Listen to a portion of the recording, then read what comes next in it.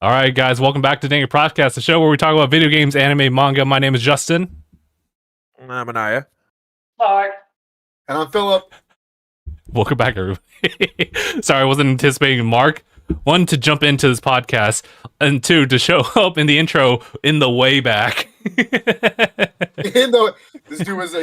dude was in the back, like they were like, "Hey, can I get 2 pizzas?" And he's just in the Excuse me for doing my dishes real quick.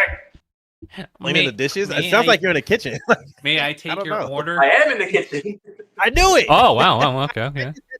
Where do you do your dishes? Yeah, you weirdo. What? Yeah. What? Answer. I do my dishes in the bedroom. Clearly, You made it sound like That's I not was saying important. somewhere else. No, I need to know where he does his dishes. We're in the kitchen. I'm not saying you do it outside where you garden your. What are you talking about? Like, that doesn't make any sense. Just want to make sure, dog. You're scaring me. Yeah, man, you guys are scaring me. I could, I'll tell you else is scary. The subject of this video. So let's keep going in. Are you telling me y'all don't do dishes in the living room? Why? Shut up. I do dishes in my bathroom like a normal human being. Yeah, I go. Yeah, while I'm taking a doo and I just put the running water. No, I just put it in the tub. In the tub, you take a.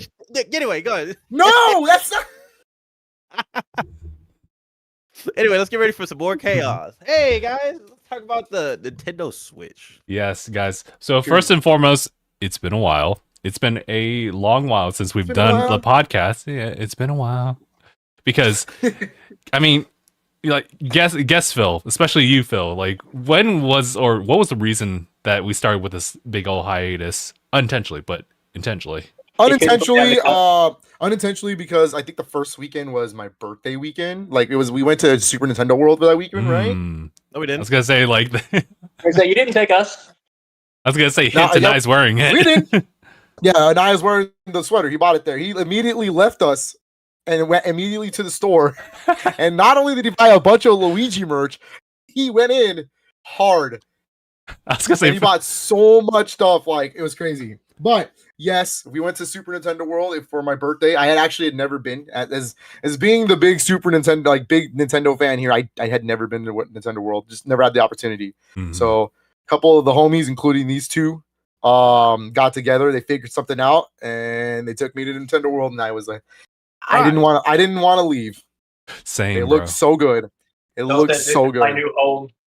Yeah, it's crazy. I will say the cafe is cool, but we did it once. I think I'm okay after that. That's fair. The cafe was good. No, it's not like it's mad. The food was good. Everything tasted good. It was just, dude, you have to, as soon as you walk in, you need to go get a reservation or you're not getting in at all for the day. And it's not worth that hype. Like, that's true. What's Nintendo? Everything kind of like you have to plan around the cafe. Yeah. And that's the issue on that one.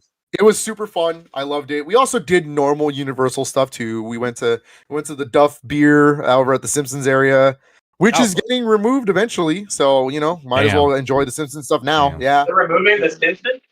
Yeah, because Disney owns them, and Disney has plans to expand Disney parks with Simpsons stuff now. So it's just it's a move towards another park. Kind of. I mean, it's a different things, but yeah. Sure. Yeah. It's a tactical move. But I got this new mug. Hey. I got this new mug. I've been drinking coffee out of it like crazy. Love it. It's my new official coffee mug. Mm. Oh yeah, I use mine for tea at work. Nice. Ooh. Yeah, because you got the Luigi one. You got the opposite of me. I got Mario. Yeah, I will say I do like the Luigi colors more than mine. I kind of wish that this was red with the blue as the overalls, because yours is green with the blue. Yeah. With the blue, that would have looked. Yeah, that's fair. There's a lot of cool merch for sure over there. I was very tempted, but I only got like one gift related thing. Yeah. We got my son a Yoshi shirt for when he's older. Cute. Adorable.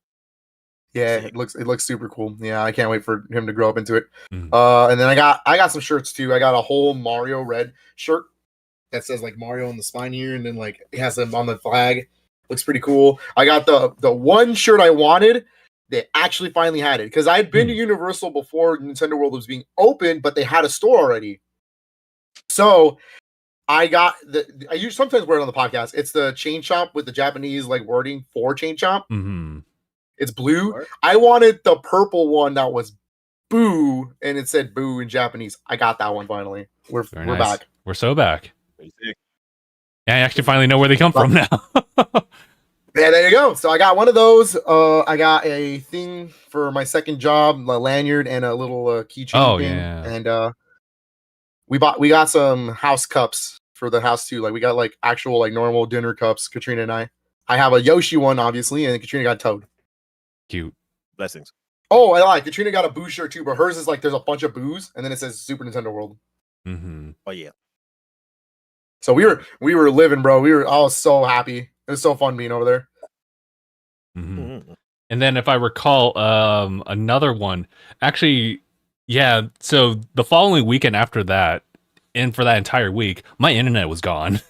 It was completely No, it was compromised. But there was also the barbecue, but I could have also fit it in, but I just didn't stream because I couldn't. Yeah, so there was that week was Nintendo World. The week after was the barbecue. The week after your internet was out, and then the week after that it was like I had family plans, so it didn't really work out. It's been something, and then we were supposed to do it yesterday. One week since you looked at me. That's funny. Barefoot naked ladies. That's funny. But anyways, we were supposed to do this podcast yesterday because Saturdays is pod day, but like also I had a baby shower. And since this is the big Nintendo Switch 2 pod, everyone was very insistent that I had to be here for this. And I was like, I know. We need Mr. Nintendo himself to be here. Your people need you.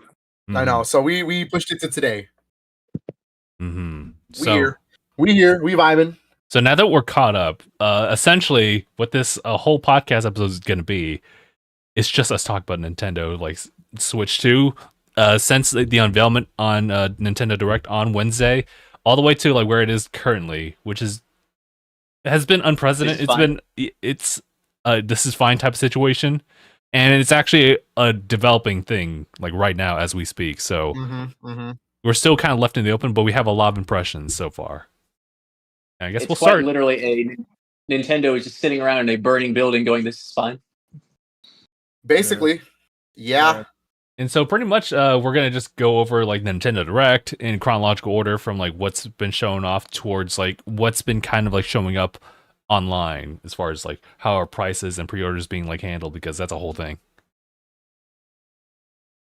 It's a whole thing, dude. It's going to be wow, but we decided we're going to do it in chronological order. So we're going to start from the day of the Switch 2 Direct and start by breaking down the Direct, going through it, talking about everything that got announced really quick, hype levels here and there, and then we'll do everything that happened right after the Direct. Mm-hmm. Like it was all day, dude. It was like there was so much information being thrown out. There was misinformation being thrown out. There was all these like crazy rumors, these crazy theories, all of these random things happening right after, and it continued on all weekend up until like I think yesterday was kind of calm. Yesterday was the calm. I was actually writing out the script of like what I've been seeing so far, and it's kind of tough because I'll tell you guys like my immediate feelings right now is that like I'm really conflicted. I'm very much so compromised on like I want to be super like happy about it, but I'm also like there's been a lot of doom and gloom like on the internet side. So yeah, we'll get to where I feel about it for later on. Sure. But let's see. Let's start from the top then, shall we? I have the Direct pulled up on my side if you want me to run through it. From the top, please. From the top to the bottom. Let's see. From the top rope. Yep. So, ladies and gentlemen, the Nintendo Direct Nintendo Switch 2 presentation, April 2nd, 2025. We finally made it, guys. It's here. And 1 hour, 2 minutes, 22 seconds. It was quite the show, to be honest with you. Mm-hmm. You see, wait, you know what? I just realized we didn't get to talk about the Switch 1 Direct. I'm just gonna. Oh, you're right. Yeah, I'm just gonna say this. Definitely weird. Definitely some like, oh wow, they didn't do this. That's weird. And also, I'm gonna break down my quick summary was first party wise on that Switch 1 Direct. dang, that was that was something. That was a Nintendo That Direct. Sure was something. Yep. That was something. Look, I love Rhythm Heaven to death. That I've been wanting Rhythm Heaven Groove. That's the new one. I've been wanting Rhythm Heaven on the Switch for so long. I'm glad it's happening. And as much as I'm not like the biggest Tomodachi Life fan, my wife is, and that's one of her favorite games of all time. So getting a new Tomodachi Life as like the closer was awesome. That means that the Switch truly is for Katrina all of her favorite games that she's ever known on there. She's got her Gex trilogy coming out this year. She's got Zombies Ain't My Neighbors already on there. She's got Animal Crossing. She's getting Tomodachi Life, Luigi's Mansion. So like everything that she loves about Nintendo and Pikmin and stuff like that, it's all on there, which is great. So happy for everybody who's a Tomodachi. I might pick it up if Tomodachi Life actually has real multiplayer and we're hanging out and stuff. I'll download a copy on my Switch. I'm in the physical for her. I'm in the physical copy for her, but I will download it on my Switch and I'll play. I'll check it out. Is it only like one file only, or sorry, just wanted to clarify. I don't know. Actually, it might be like Animal Crossing, where it's like one file only. And that's it. Ooh, okay. But third party wise, yo man, we got some games. There's still a lot of games coming out. Yeah, that's true. Yeah, We got some. but I'm gonna tie all that into the Switch 2 Direct because most of this kind of ties into this now. You know, you're right. Which makes a lot of sense that why they did a Switch 1 Direct. But Switch 2 Direct, it happened, and of course, we opened up with the big boy because they didn't just tease it for nothing in January. Brand new Mario Kart exclusively to the Nintendo Switch 2, Mario Kart World. Mario Kart World. 24 racer open world Mario Kart. Basically Mario Kart. You can either take it two ways. It's either Mario Kart Burnout Paradise or Mario Kart Forza Horizon. I went the latter, but I understand. Yeah, it is. Forza. It's really incredible. That's funny. I'm not gonna lie to you. I didn't know what I was expecting when I was going into this. I knew we were gonna see Mario Kart. I can't believe how good that game looks.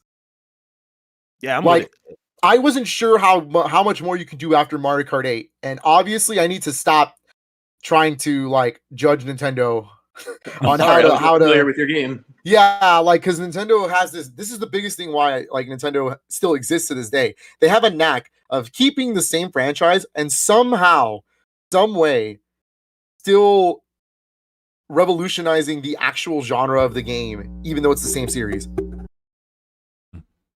And it's like, the open world racing game has been done, but a go-kart Mario Kart style, like that's crazy. That's crazy, dude. And then and it still has retro tracks. You can see it in the map, like you can see it in some of the courses and stuff. Some of them are still retro tracks. They just kind of built a world around them, and it's really cool. I do really like that. It's really cool. Visuals look outstanding. I mean, oh my god, the character animations just look superb. They look so animated and cartoony, and like King Boo's face, he's got the Super Nintendo look to him. I was like, no way. Crazy thing is the attention to detail again. Did you guys see that? You probably wouldn't even notice until you had like a camera angle on it. Waluigi put like a WA before his I think like Luigi brand tire. Oh yeah, I did see that. That is like who would notice that? Tire. So who would notice that? Some details about the game that have been revealed already. Is that no more car customization? That's out of the window now. We're gone with that. It's going to be back to just choosing the cart. They still have stats. You can still see the stats, but there's no more choosing the wheel, choosing this, which is actually good for the meta because if you can't just pick broken ass pieces and then like just compete with only those. My tiny wheels. Now there's actual compromises and actual like balance to the cars again, which hasn't been done since what? Mario Kart Wii? And that was before Mario 8, Kart. right? Yeah, 8 and 7. 7 was the one that introduced car parts. So okay. And dude, when you drift, the way they like lift their car, they're like, whoa, like it looks so cool. Also, when you throw items and explosions, it does the comic boom, like the comic book boom. That hasn't been done since Mario Kart 64. So mad about that. It's Which so cool. But seems to be a lot of the inspiration too, because even the results screen is Mario Kart 64's music. There's music from like all over the series that they're gonna remix even the into title pieces. font is Mario 64-esque. Actually, I'm gonna hit you with something better. Someone pointed out that the world in the title is actually the same color scheme as Super Mario World. That's right. What? It's correct. Yo. The only difference is I think one of the letters is off color just so it can be different colors, but the That's rest of what it I was thinking. I matches. was like, why does that look like Super Mario 64? Yeah. Oh, blessings. Damn. They knew. I 100%. love it. And also the amount of characters. Who are they letting into this game, man? They're They let that cow. Would they let the dolphin in there too? They literally just netted the dolphin from the sea Yeah. and they dragged him out. The penguin's driving. He's back for revenge, bro. That's what you get for dropping his kids off the ice. They're like, you gonna drive? Yeah, that's crazy. The penguin drives now, dude. I saw the stupid money bag item enemy from Mario 3D World driving a cart, and I said, "Oh my god, we're back!" Variety, bro. Also, the Tony Hawk style grinding and wall riding is crazy. That's crazy. Bro? Like triangle jumping from Sonic Heroes. What are we doing here? I also wanted to point out that it seems like we're getting rid of underwater sections. I don't know if you noticed that. Oh, you're right. That would have been something. Instead, we're getting more like Donkey Kong or Diddy Kong racing style things where like they transform into jet skis and like snowmobiles when you're on the snow, and then you're actually flying a little bit. Like it's still gliding, but it looks like a jet. Yeah. Oh, okay. Yeah, it looks good. I like the changes. Everything looks really, really fun. Mm-hmm. I can't. And the biggest announcement for the game is that it is, in fact, the launch game for Nintendo Switch 2. Holy I guess we never got that It confirmation until then. Yeah. Nope. Yeah, it is officially the launch game for the Nintendo Switch 2. Oh, well, the bundle. I kind of saw. Yeah, which Yeah, we'll yeah, get to. But yeah, that We'll is going to definitely be get the first Nintendo published game for the Nintendo Switch 2. What do you guys like? What's your guys' thoughts about it overall? I was concerned It about looked good. how it would stack up against Mario Kart 8 because, you know, even though 8's a Wii U game and it already looked good like as a deluxe like package thing on top of the DLC stuff, how would you like outdo itself like that? And they decided to go with the open world aspect, which I think a couple of us may have predicted at some point, but we didn't know exactly how that would look and present itself, and I think it's looking pretty strong like right now. The only thing that kind of holds me back is I just haven't tried it out myself, and a lot of people have. So they have a better idea of like how it's going to actually feel, but we'll see a little bit more. I'm generally positive about it. Yeah, Aniyah, real quick, what do you think? I can match that too. I feel the same. I guess I'm just thinking of like when they have to do something that what's the word, ambitious? Because like that's a lot of very ambitious. Yes, a lot of things that you wouldn't expect from like Mario Kart, considering the tradition it has. I believe if you look up the file size, it's the biggest file size Nintendo's ever done.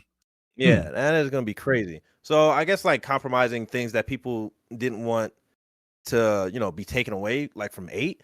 I'm pretty sure there's gonna be something that could probably compensate for that. So I'm optimistic about the gameplay. Well, look crazy. This is exactly what we were talking about, right? This is Mario Kart 8 Deluxe exists. You can still play that on Switch 2. It's backwards compatible. So they needed to do something different for the new Mario Kart so they can separate each other and they have a separate identity. And I think they did pretty well on that front. Mm-hmm. Yeah, I'm not gonna lie. You can't. Which is great. That means I can pop in Mario Kart 8 and still have Mario Kart World and we can just play whatever like this. Yeah. Yeah. It's good stuff. That's good stuff. Mark, what do you think about Mario Kart World? I think it looks good. That was my opinion. I was like, it looks good. Yeah. Cool. Looks good at a 10. I will say I didn't forget to mention the modes real quick. The 3 main modes they were showing off. It's a Grand Prix mode, which is your standard 4 tracks. Go ahead. But the big twist, and this is what makes it open world, is you start at one of the courses, you play the 3 laps, and then you immediately start the next race from that course, having to drive all the way to the next course and then finish the course. That is exactly how it's going to be for the Grand Prix. It looks super cool. It looks super cool. Okay. That's cool. Yeah, Knockout Tour it's even crazier. It's basically Battle Royale. You start with 24 players. It's like a track of 6 different courses. Where, again, you're placing on, and every time you pass a checkpoint, you have to be at a certain amount of people. Everybody else gets left behind. They're knocked out. Mm-hmm. Yeah, that is funny. That mode looks super fun. I also believe it's kind of an F-Zero thing, right? Like F-Zero, every lap you go through, they kind of drops more and more people. I think. I thought it was Honestly, either can't that remember. or you knock out people. No. Mm. No, it's like the first Like lap by is like ranking. first 16 people. You got to make it. Mm. You know, I'm not Okay. gonna lie. The thing I thought about that wasn't a racing game was Fall Guy. Fall Yeah, Guys is I mean, Guys. that's kind of it. I mean, yeah, true that. And then the big one for the cozy gamers is free roam. That's The crew. Free roam. Free roam mode is interesting. You just get to roam around, drive around. You could be a party online and just kind of drive around. I do and like have fun. I do like that. That's really cool. Also, they're leading on more than they're. I feel like they're hinting more than they're actually leading on, because they said, like, they keep hinting at like interviews like, yeah, free roam's not just free roam. You can explore, and they're not telling us what we can find there. They're not, and then, Oh. yeah, they're not telling us something. But also, I should remind everybody as well, Mario Kart Direct or Mario Kart World Direct was also announced here for April 17th. Damn, another one. Another Crazy. one. We have another Direct, yep, specifically for this game. Mm. So there's still even more they haven't shown us. And I feel like they showed us a lot. So I know, like they can honestly just like drop the game with all the information that we have now. yep. But any last thoughts before we head into the next topic? No, I don't think so. Cool, because the next topic is going to be kind of big. It is, ladies and Ooh. gentlemen, we finally found out what the C button does. What's it for? Is it for cast? Cancel. I like it. You Actually, wish. change my answer. Cancel, please. It's to cancel, yeah. No, it's actually the chat button. It is for game chat. And game chat. It's amazing that they finally did it. They finally Yeah. made it. And it's Yeah. funny because like they also they're mimicking the same thing we're using right now, Discord, baby. I was gonna Like- say, yeah. It had Straight up. Discord written all over it. It is Bro. absolutely Nintendo's version of Discord. You get to have your screen. You get They to were see your not friends shy at the about bottom. it either. Hey, Naya, can you pull up like Um, Tekken real quick as we're talking and just display that? Not like that one. Okay, It's okay. a crazy mirror. I was gonna say we can Like, technically but all like- do it.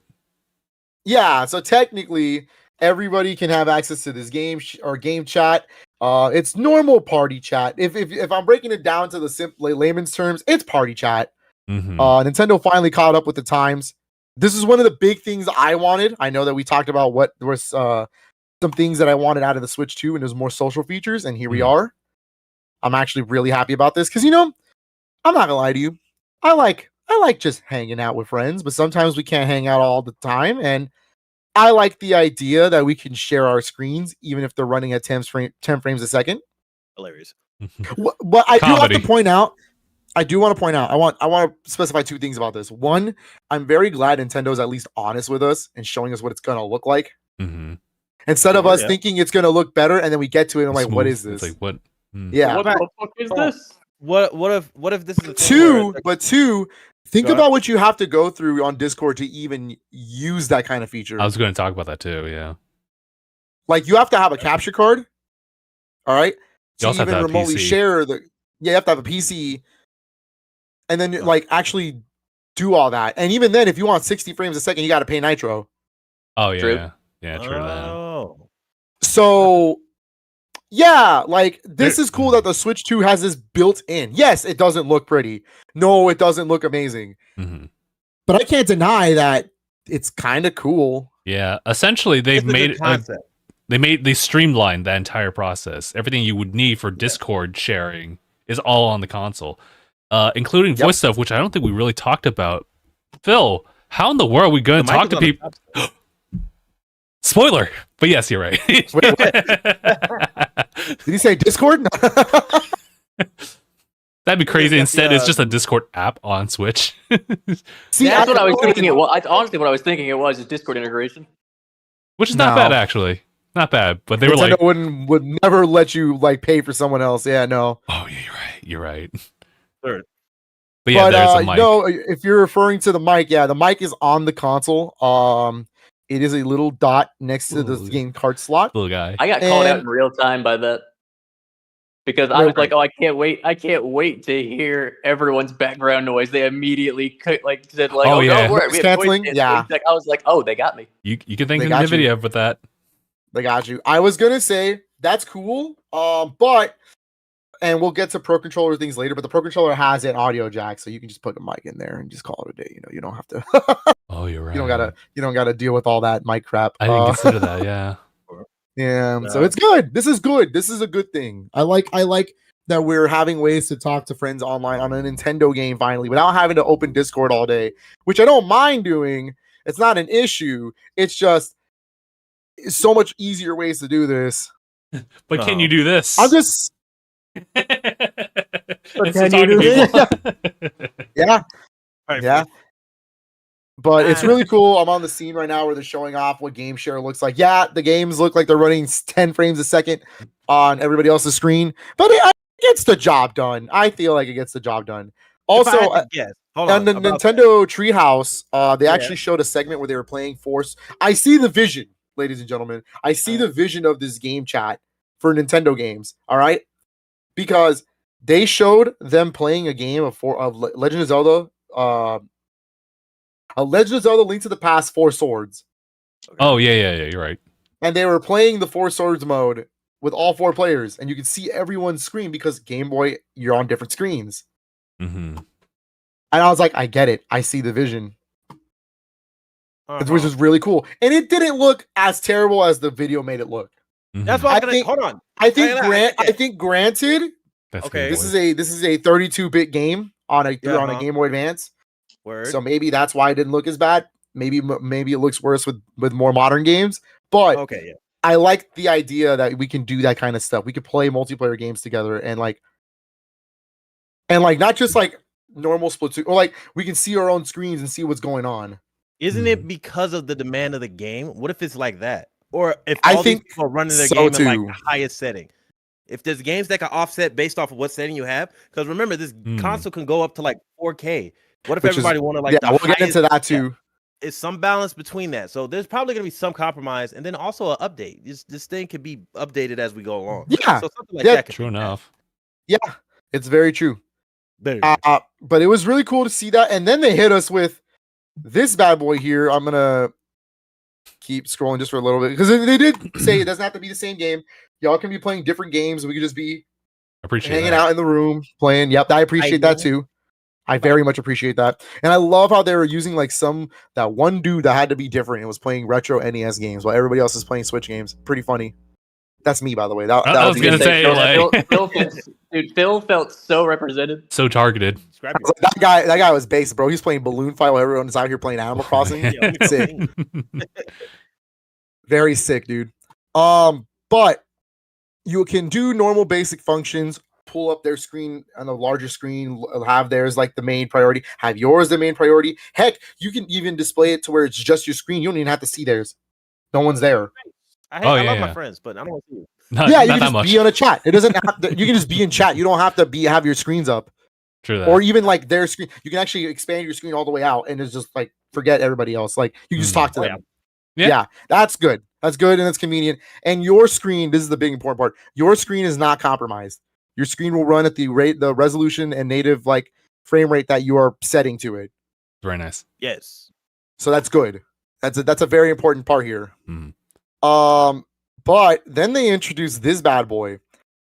And I said, oh, Nintendo really took the pandemic back in the day into consideration. Because they're introducing the Nintendo Switch 2 camera. Oh yeah. Yep. And I was like, you know what? Flashback to the PS2 camera. Yeah, iToy. Well, I'll get to that I made the later iToy, too. yeah. Toy. But no, you know what? That makes total sense. If you're gonna go full Discord, you might as well go full Discord. Like, Yeah. Yeah, get a camera. yeah, because then it's like you can see people's reactions while they're playing games, and like, hey, you're talking. It's more social like that. And I will say the camera does function better than the actual like frame rate wise. Oh, that's it The actually. camera, yeah, the camera definitely looks better in frame rate wise than the actual games. Huh. All right. and they are showing some ways you can use the camera, which we'll talk about later. So for one specific game, but yes, the camera seems to be an important part into the Nintendo Switch 2's life. It's not necessary. It's probably why they're selling it separately. Okay. But yeah, you know what? Game chat. I don't know what else. I can't. It's not bad. Thank you for giving me basic functions like. Yeah, a community focused function. A party Yeah, system. only fans are going to have fun with this one. Oh. Phil said it. Sorry, Phil said it. I didn't. Don't go after me. Yeah, you know what?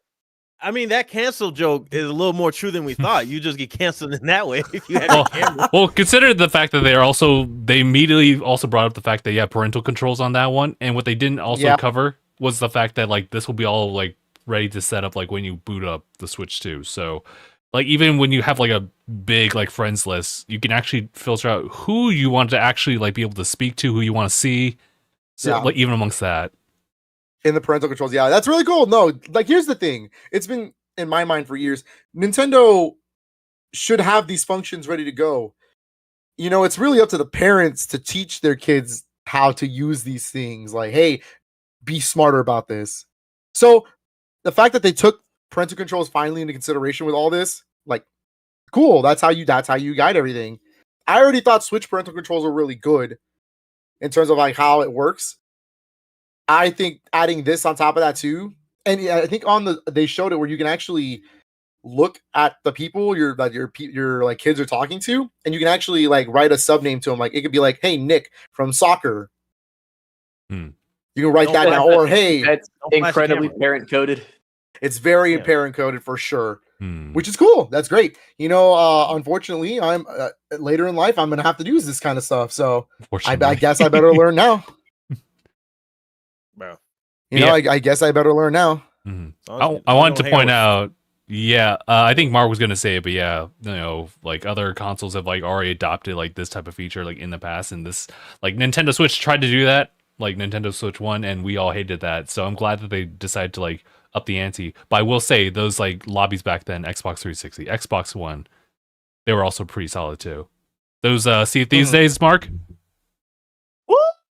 They're very nice. But can't wait.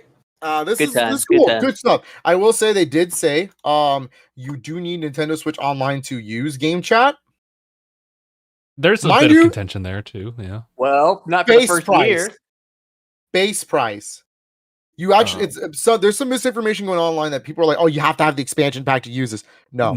You just need the $20 a year version. You just need the first like step. The one. base you don't tier. need anything else. Base tier to use with the game chat. Which however makes sense, so however, for 1 year up until March 31st of 2026, it'll be free for everybody to use. Because they want to, it's kind of like how they did with the Switch. They let you use the online functions and play with everything so you can see how it's going to work, and then they started charging you for it. The first one's always free. Yep. They want everybody to use game chat and see how it's going to work. Yeah. You sound like a drug dealer. What? The first one's always free. Well, damn, you'll be back. You'll be back. You'll be back. You'll be back. They always come back. But I think it's fine. I think this is nothing but positive here. I think we needed a party system for Switch. Yeah. Yes. So because we've been able to make it work, but you could definitely make it better. Could have made it a lot better. So many times where I wanted to play Mario Kart, but I just didn't want to get up and be like, nah, I don't want to use Discord. Let's just not play.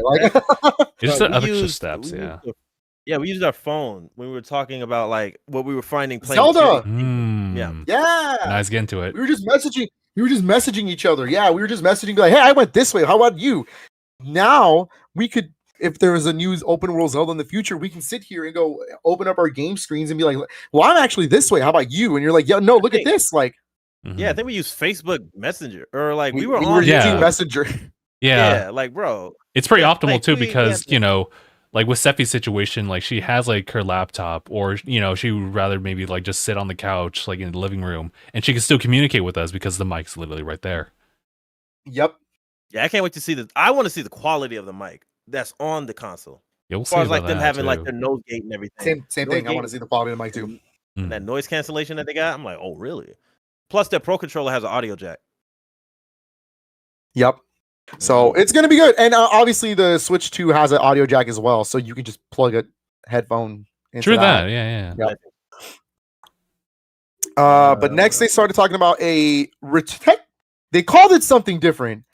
It is a returning feature from an old console, and I think finally, I cannot believe it took the.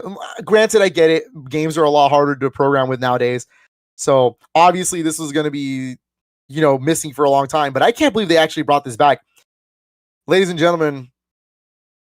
Download plays back, but it's called Game Share. I hear you. Yeah, download play from the DS days is back. This is called Game Share. This is actually going to be able to work with Switch 2, Switch OLED, Switch Standard, and Switch Lite. That's crazy. Depending on the game. Yep. So, from my understanding, this is a little confusing. So, this is what I've gathered. From my understanding, if you're in a local room and you're using Clubhouse games as one of the examples, if you're in a local room, you can game share with any of these devices I just said. Yes. Mind you, granted that they are Switch 1 games. Switch 1 games can be played on any of the consoles. Switch 2 can only be Switch 2 games. Got it, right? Fair enough. Yeah. If you are game sharing online, that's the big one. If you can game share online, it has to be Switch 2 consoles. Sure. That's the other one. Okay. And then you can actually still open up game chat and play. So they're using Mario 3D World as an example, which I get good example because it's 4 players on there. And the current games that they are going to update with this so far are Captain Toad Treasure Tracker. Okay. Yeah, there's some multiplayer there. I guess. Super Mario 3D World plus Bowser's Fury. Yep, that makes sense. Clubhouse Games 51 Worldwide Classics. Yep, makes sense. Mario Odyssey. Yeah, sure. Yeah, okay. And Big Brain Academy, Brain versus Brain. Yep, again, another 4-player game that you can game share and have fun with.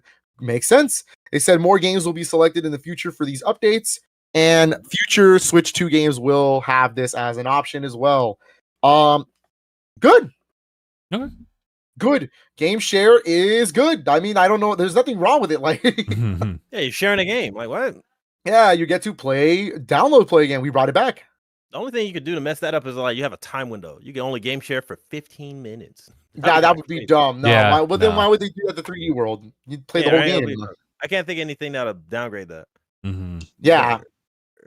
So after this, they started talking about the actual specifics of the console for the most part. Not like the dirty, like, hey, here's the specs, but like the bullet points, the things you need to know as an average consumer that makes it seem like an upgrade. That's me. And we started with bigger screen, same thickness. The screen is actually going to be 7.9 inches compared to the 6.2 on a standard Switch. So I should be very clear. It's only a little bit bigger than the OLED one. But compared to a standard Switch, it looks pretty massive. It's almost 8 inches. So it's almost a whole inch bigger than the OLED screen. Yeah. Aniyah will get the big upgrade alongside Mark. Yeah, Aniyah's going to get the biggest one. He hasn't never upgraded to an OLED. So he's going to look at it and be like, damn. Damn. Mark, you never bought an OLED as well, huh? Who, me? Yeah. You never bought an OLED Switch, huh? Good talk. No. So if you were to get the Switch 2, it'd be a big upgrade for you too. Oh, absolutely. Yeah. It looks super good, but it is the same thickness. It is the same slim design. Not bad. Which might make people a little upset. I mean, personally. The Switch 2 out here being slim thick. Yeah, well, some people don't like how slim it is because it doesn't feel comfortable in their hands. I feel like you'll be fine because it's bigger, right? The Joy-Cons are a little bigger too. Yeah, okay. And I mean, I never had a problem playing my Switch like that. Like with that, I never had a grip or anything like that. So for me, it was comfortable. But I can understand. I know Justin uses the Ronin, right? Satisfies Ronin grip, yeah. Yeah. So and they still will make those. So they'll be all right. It'll be all right. It'll be all right. High definition display for the screen. We're only talking about the actual portable part of this so far. Aye. It is going to be 1080p with a refresh rate of 100 up to 120 frames per second, baby. And it has HUDR. Hudder. I get what you mean. It's got HDR support for whatever games actually support it, Sure. which is really cool. I am shocked. Nintendo, the company we're talking about right now, Nintendo said 120 frames per second and HDR in the same screen. I will say, I was like, what? I will say there are going to be people who are going to call this out, so I might as well call it out now. They are a little upset that it's an LCD screen and not an OLED screen. And I will say, sure, I get it, but we already know what's going to happen. Oh, yeah. They're going to make an OLED model in the future. That's not the... I understand why they did that. But I will say, technically, with HDR support, and it's a 1080p screen, which, let me add, not even the ROG Ally X has a 1080p screen. Oh, really? Nope, wait. that's a 900p screen. Oh, is it? Oh, maybe the games. Well, it's OLED. It's OLED. Actually, I don't even know about that either. Hold on. No, I know the Steam Deck. The Steam Deck's OLED, and it's a 900p screen as well. Oh yeah. Well, no, the thing is, like with the ROG Ally, that's 1080 and 100. Is it? But it's not. Oh, is it? Yes. I could have sworn I was reading around and it wasn't. I could just blessings. On blessings that handhelds are. But either way, yeah. Let's compare it to at least the Steam Deck. A Steam Deck is only 900p. Yes, it is an OLED screen, but this is a 1080p screen, which means resolution-wise, it's gonna look sharper. Resolution, and so compare this to your Switch OLED. Yes, colors are gonna look a little muted, unfortunately, but visually, it's gonna look stunning. It's gonna look way better because the screen on the Switch is 720p. Yeah. So you're getting a full upgrade on the screen. 120 frames. 120 frames for if select games games. support it. Yeah. For select games, we don't know. We can't confirm if Mario Kart supports it or not. Yeah. We can confirm one game does, and we'll talk about it later. But what is it? Isn't it just like 60? Right? 60 frames? 60 frames is minimum for a lot of games, yes, but no. Well, some games will be 30 frames, and we'll talk about that later as well. But no, it can support 120 frames when the game allows it. So I think what it is, it's 1080 max, 120 frames on the dock, and on the screen 720p, 120 frames. Wait, what was going on? So on the screen itself, not the dock, it can support 120 frames per second, but the game has to be 720p. Oh, I didn't. Oh, okay. Yeah, Metroid Prime 4, which is the game I was going to say later to confirm all this, is that's the confirmation. I see. I can also confirm here with ROG Ally X, it is also full HD 120 support. For whatever it does support it, and runs. Interesting. Select title. But the next thing is the Joy-Cons, baby. We're talking about Joy-Cons. They magnetically attach. We already knew this was going to happen. That's a thing. They're showing how sturdy it, quote unquote, will be. It's just a quick snip off to click off, and that's it. There you go. That's your Joy-Cons. They are bigger SR buttons. These little dinky ones don't work anymore. They never did. They were kind of always garbage. So having a bigger one is better. Larger control sticks. And I do want to confirm here and there now that a representative of Nintendo of America at one of the Switch 2 experiences has confirmed these are Hall effect sticks. These are not what? I didn't hear about this. Yep. What? They seemingly are going to be Hall effect sticks. Well, ain't that something? So drift, not a thing. Get that out of here. Really, don't even worry about it. Don't even worry about it. Let's go. Very good, but they are larger sticks too. So these little dinky sticks. Get them out of here, Get boy. out of here. Get out of here, boy. Dinky's funny. Those are gone. The analog sticks are bigger. Apparently, the buttons are bigger too. They're a little bit bigger than these. Little buggy. Yeah. Appreciate that. I do hope they still click in a little though. I like the click. Yeah, I do like click. Yeah. And then they finally confirmed it themselves. Mouse controls, baby. You get to hold your Joy-Con like this, and you can just kind of zoom around like a mouse. Both Joy-Cons will support mouse controls Both on of left them. and right. Yep. And there will be a game later that shows off both, but for the most part, most games will use the right one. I believe is that like a streamer? Is that like a streamer friendly kind of thing? Because how many people are really at their desk? That was like a question I thought about. They talked about this at the Switch 2 experience. You can play on your leg. So it was okay, cool. You can sit on your lap and you can just play on your leg like this. Nah, what is it? I was watching Max talk about as far as like what the predictions were. Oh yeah, and like... he said there was nobody who showed them doing it on a body part. No, chat. Yep, chat got him real fast. He was like this. Chat got him real fast. That shit had me cracking up. But like it was funny. It was good. So I was just like, I mean, why would they? Why would they not have it be like like what is it? What kind of eye was it? It's literally it's an IR sensor. It's like if you took your mouse right now and put it to your leg, it would still work. Yeah. Yeah, a little red thing under here. So yeah, that's all it is. Hilarious. Let's see. More audio capabilities for the speakers on the actual console itself, making the sound more clearer, more louder, more vibrant. Built-in mic, we already knew that.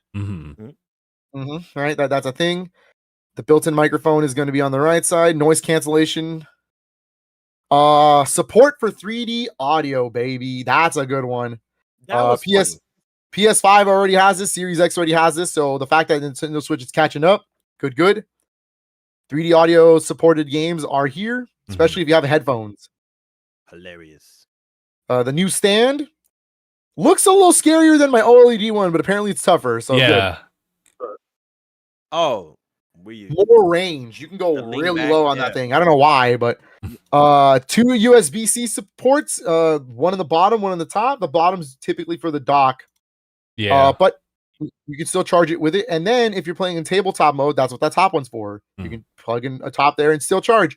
On top of that, I should also point out that's also where the camera's gonna go. The camera's a USB-C port. Where it ought to go anyway. Yeah. So there's that. Let's see. Larger, faster storage. So the original Switch comes with 32 gigs. This is the base model, not the OLED that comes with 64 gigs. 64, yeah. This is coming with 256 gigabytes. It's quite the jump. Which doesn't sound like a lot, but remember Nintendo games, whenever I said earlier Mario Kart World's the biggest game they've ever built in terms of memory size, that's only 22 gigs. So you can have like 11 games. 11 basically. So you can have a lot of games on there like out the gate. That's pretty good. Pretty good. It also has faster loading times, especially if you're playing games on the console. And I actually kind of want to point something out there in a minute once I get to the memory card stuff. But they showed off Yoshi's Crafted World going ham on the load times right now. Yeah, that's good. Oh, cool. New dock, 4K support, baby. Ooh. Oh, also don't forget about the new game cards as well. They also have like faster like read speeds. Oh yeah. We'll talk about that once they show it off. Yeah, you're right. But new dock, 4K, baby. We're so back. We're so back. We're so back. And it isn't. And I'm looking at the options right here. The highest 4K can go is 2160p, which is not the full, but it's not the lowest either. It's a good 4K, baby. 26p, yeah. It's a very, very good 4K like output. Yep. Yeah, okay, I feel it. For a tablet? Yes. That's what we have to. And also, the dock has a fan. Yes, to accentuate the cooling system. Yeah, because the original dock doesn't have a fan, so you gotta. Yeah, it just had a vent. It has a vent, so it doesn't get hot. Yeah. Crazy. Plays compatible Nintendo Switch games. I will bring that up later. We're gonna go into that. Okay. But they're showing off a whole heap of Switch 1 games being run on it. Supports local wireless still up to 8 switches again. That's a thing. 2-player Joy-Cons on the same screen. You know what it is. And that's the console. Switch 2, baby. The upgrades all around, to be honest with you. It's solid. They kind of over-delivered on some of those specs. Because I really was thinking like, oh, they'll just cheap out. They'll probably go with like 1440p, which is 2K resolution. They won't even, and then going back to 120 and now 4K. It's like obviously they're independent of each other depending on the games, but it's still quite. I really wasn't expecting like a Yeah, I wasn't you're right. expecting. I wasn't expecting that. Honestly, Yeah. they really hit it home with like a bunch of the upgrades. I really thought this is Nintendo. We're gonna get the bare minimum on everything. Yeah. And like technically, we did. These should be the upgrades. Yeah. So I'm very happy about everything that we saw. That's good. That's good stuff. That means it can keep up with modern platforms. Mhm. Yeah. But next, they showed us a new game that's going to show off most of the functions of the Switch 2. Ladies and gentlemen, say hello. Let me get the name right. To my little friend. Let me say hello to Nintendo Switch 2 Welcome Tour. Oh Wow. yes, that is the little friend. Yes, it is the My little little friend. dude. This is a game where you get to walk around on top of an actual Switch 2. Mhm. And you get to learn about its functions, play some mini games. Basically, a tech demo for everything the Switch 2 is trying to show you. Mhm. And it looks, seeing it in the treehouse. Yeah, it looks like a Nintendo tech demo. Like it looks Mhm. funny, looks fun. Yeah, Word. Looks like, yeah. It's paid. Which is that's the wild. thing. $30. That should No, no. Whoa, It whoa, seems whoa, like it's relax, going to be relax. $10. Yeah, it's like 10. Yeah.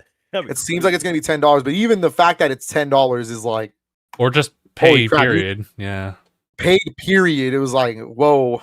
Hmm. I want to make That should- sure. That should have been the what first is- telling sign, to be honest. But What is this? Hold on. What does this game do that I'm not seeing?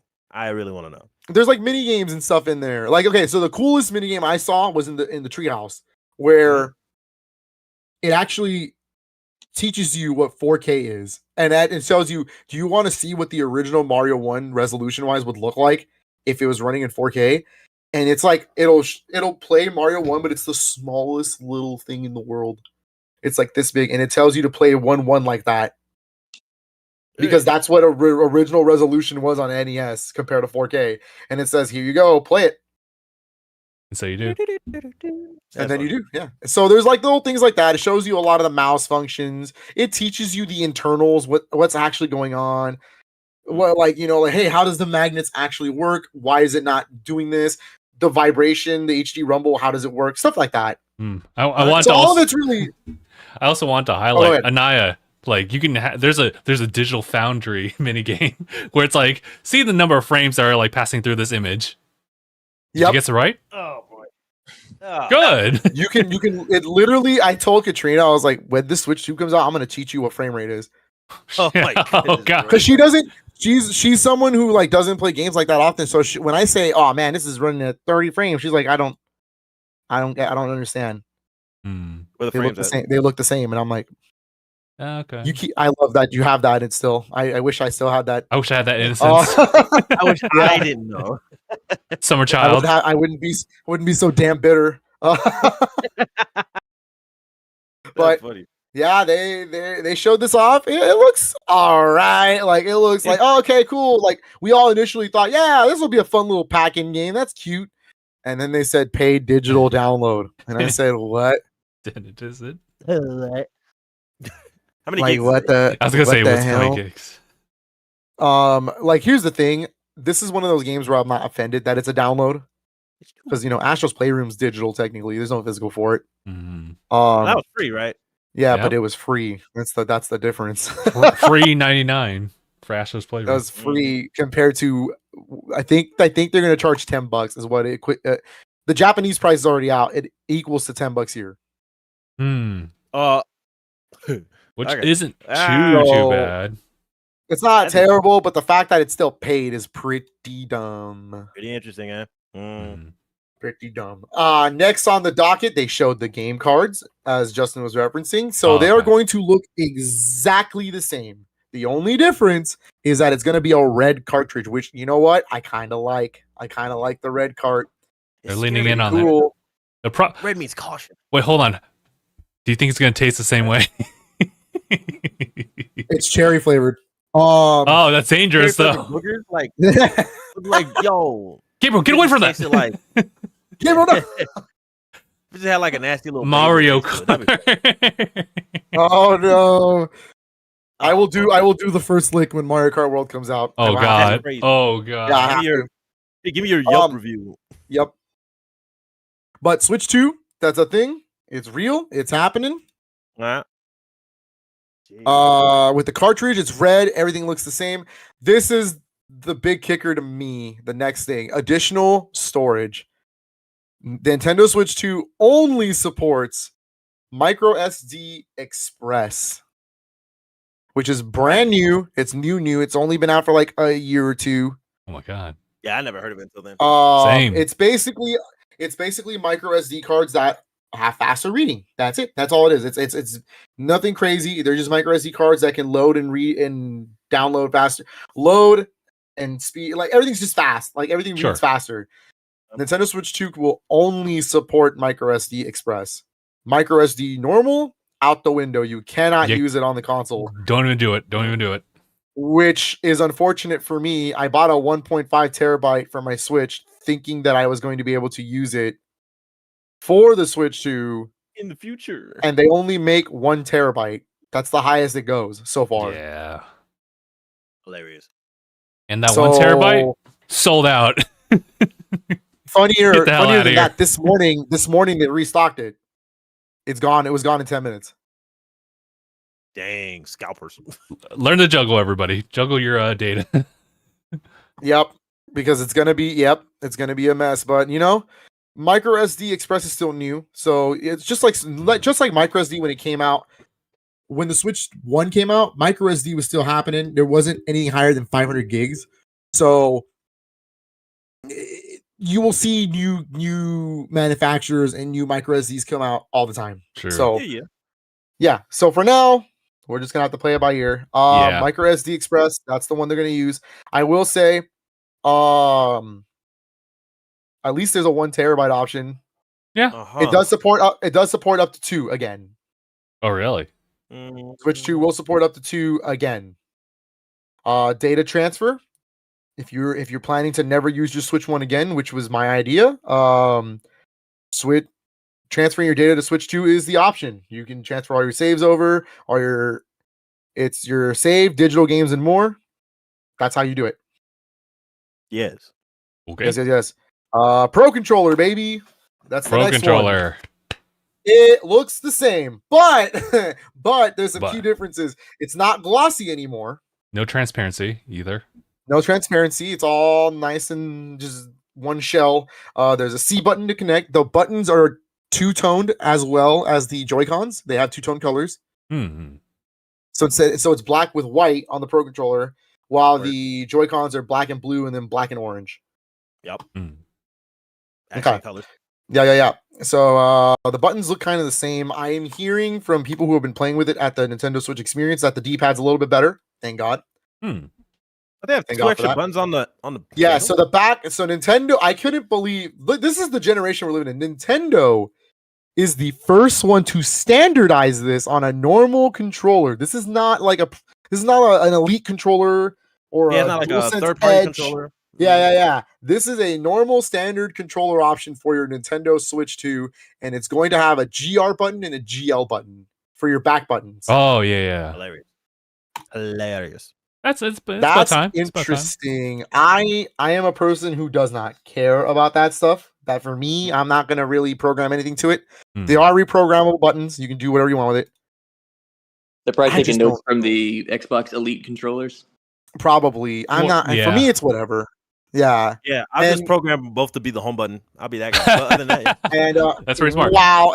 Imagine just playing and you squeeze and just home. Yeah. But I will say it was a misinput. And I can't believe we're about to be excited for this on a Nintendo console. There's an audio jack in the controller.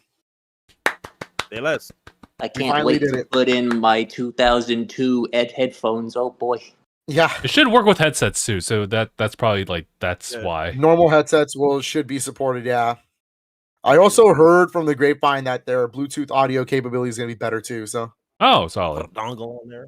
So there's that as well. Let's see what's next on the docket. Oh, yes. Talking about 3 different types of games you can play on the Switch 2. There are 1, Nintendo Switch 2 games. Those are games specifically made for the Nintendo Switch 2. Mario Kart World being the example. Mm-hmm. Right? Compatible Nintendo Switch games.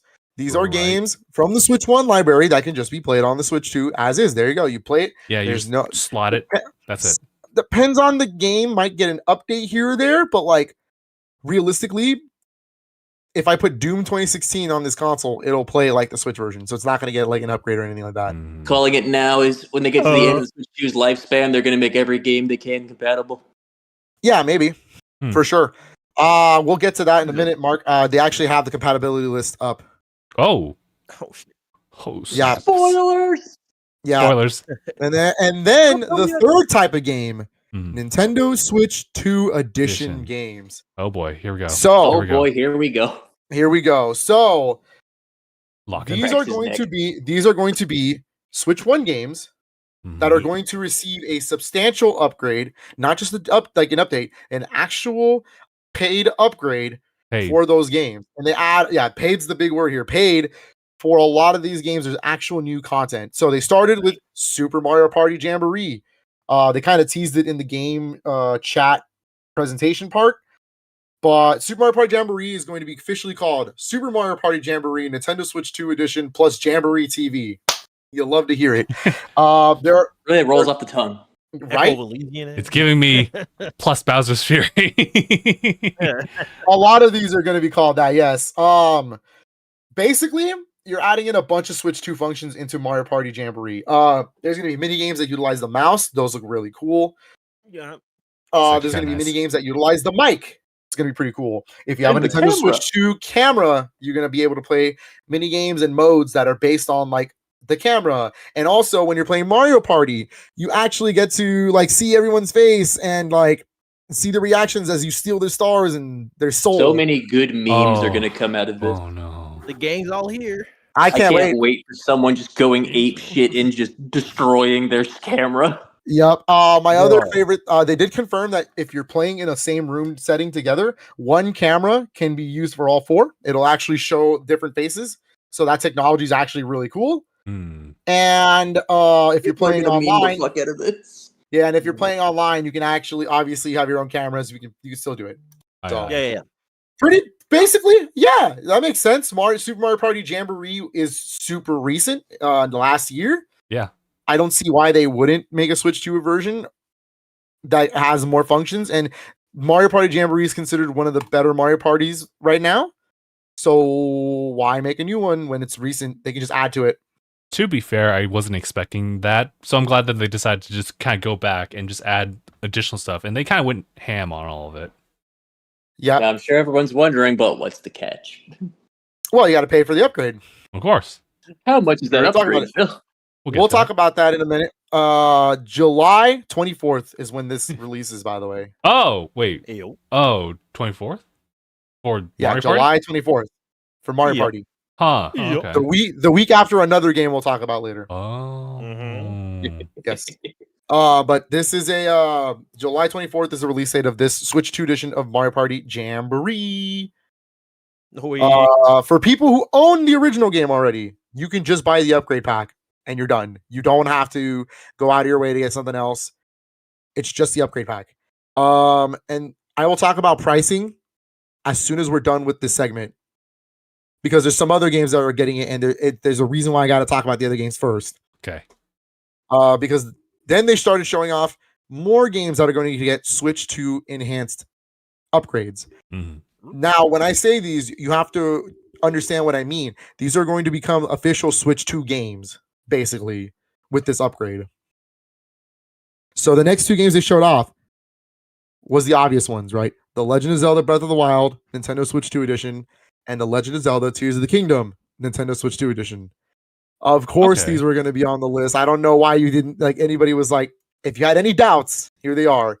The only thing there's only very minimal upgrades here, but the biggest one is that the games will run at a native 60 frames per second, 4K resolution, HDR. Which is huge for Zelda. That's huge for this game. Hell yeah. And I love that they're purposely showing the Korok Forest, because they knew that was the spot that had the most frame drops. So big news here.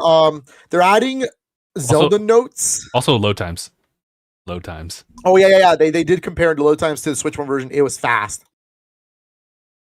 Zelda Notes to the Nintendo Switch app, which mind you, they're also going to update the app and rename it. It's not going to be called Nintendo Switch Online app anymore. It will be now renamed Nintendo Switch app.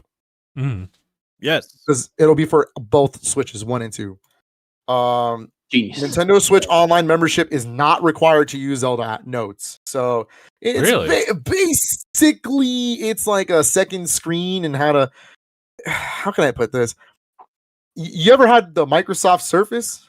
The Microsoft Surface? What you call that? it? That's what this is. No, that's it's for like, work. like a second screen. And you can there's like a mode where you get to voice navigation to items that you don't have, and it teaches you how to get there. And look, I'm gonna be 100% honest with y'all. I'm never gonna use this. It honestly, it's It's kind of like- like the. Hold on, Okay, go ahead. You know, the best way of saying it is like, you know, when you get magazines and they'll have like hints and guides. Yeah, like, basically. It's a game guide. It's basically, yeah. Yeah, basically.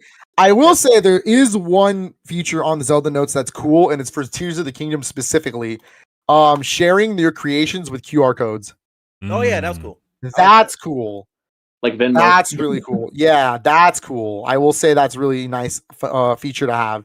Other than that, I'll be real with y'all. I don't really care about that feature. That's cool. I I use feel my ya. phone a lot. That's what that is. That for me, it's the 4K upgrade. That's really cool. Yeah. I see.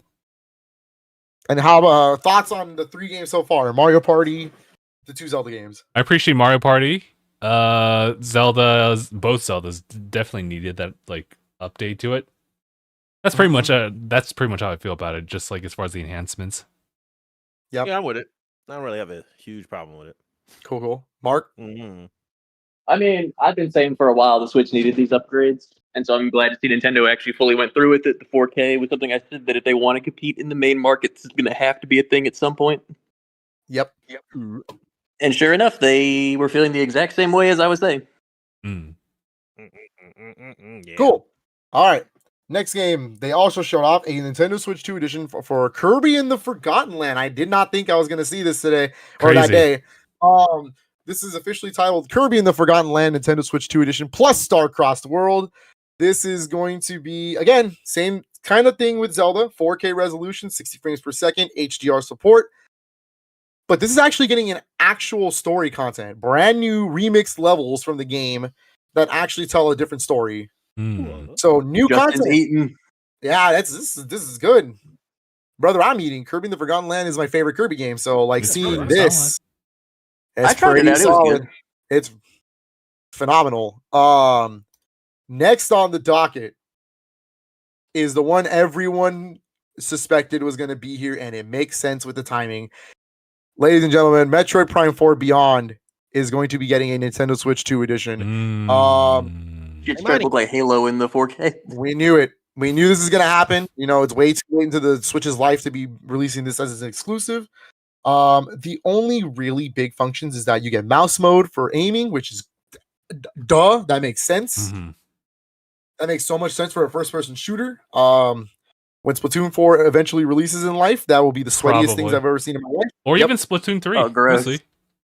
Oh yeah, if they update Splatoon 3 with mouse mode, I it's just thought about that. Sweat. Yeah, probably will if 4 is not in production yet. Brother. Can you imagine?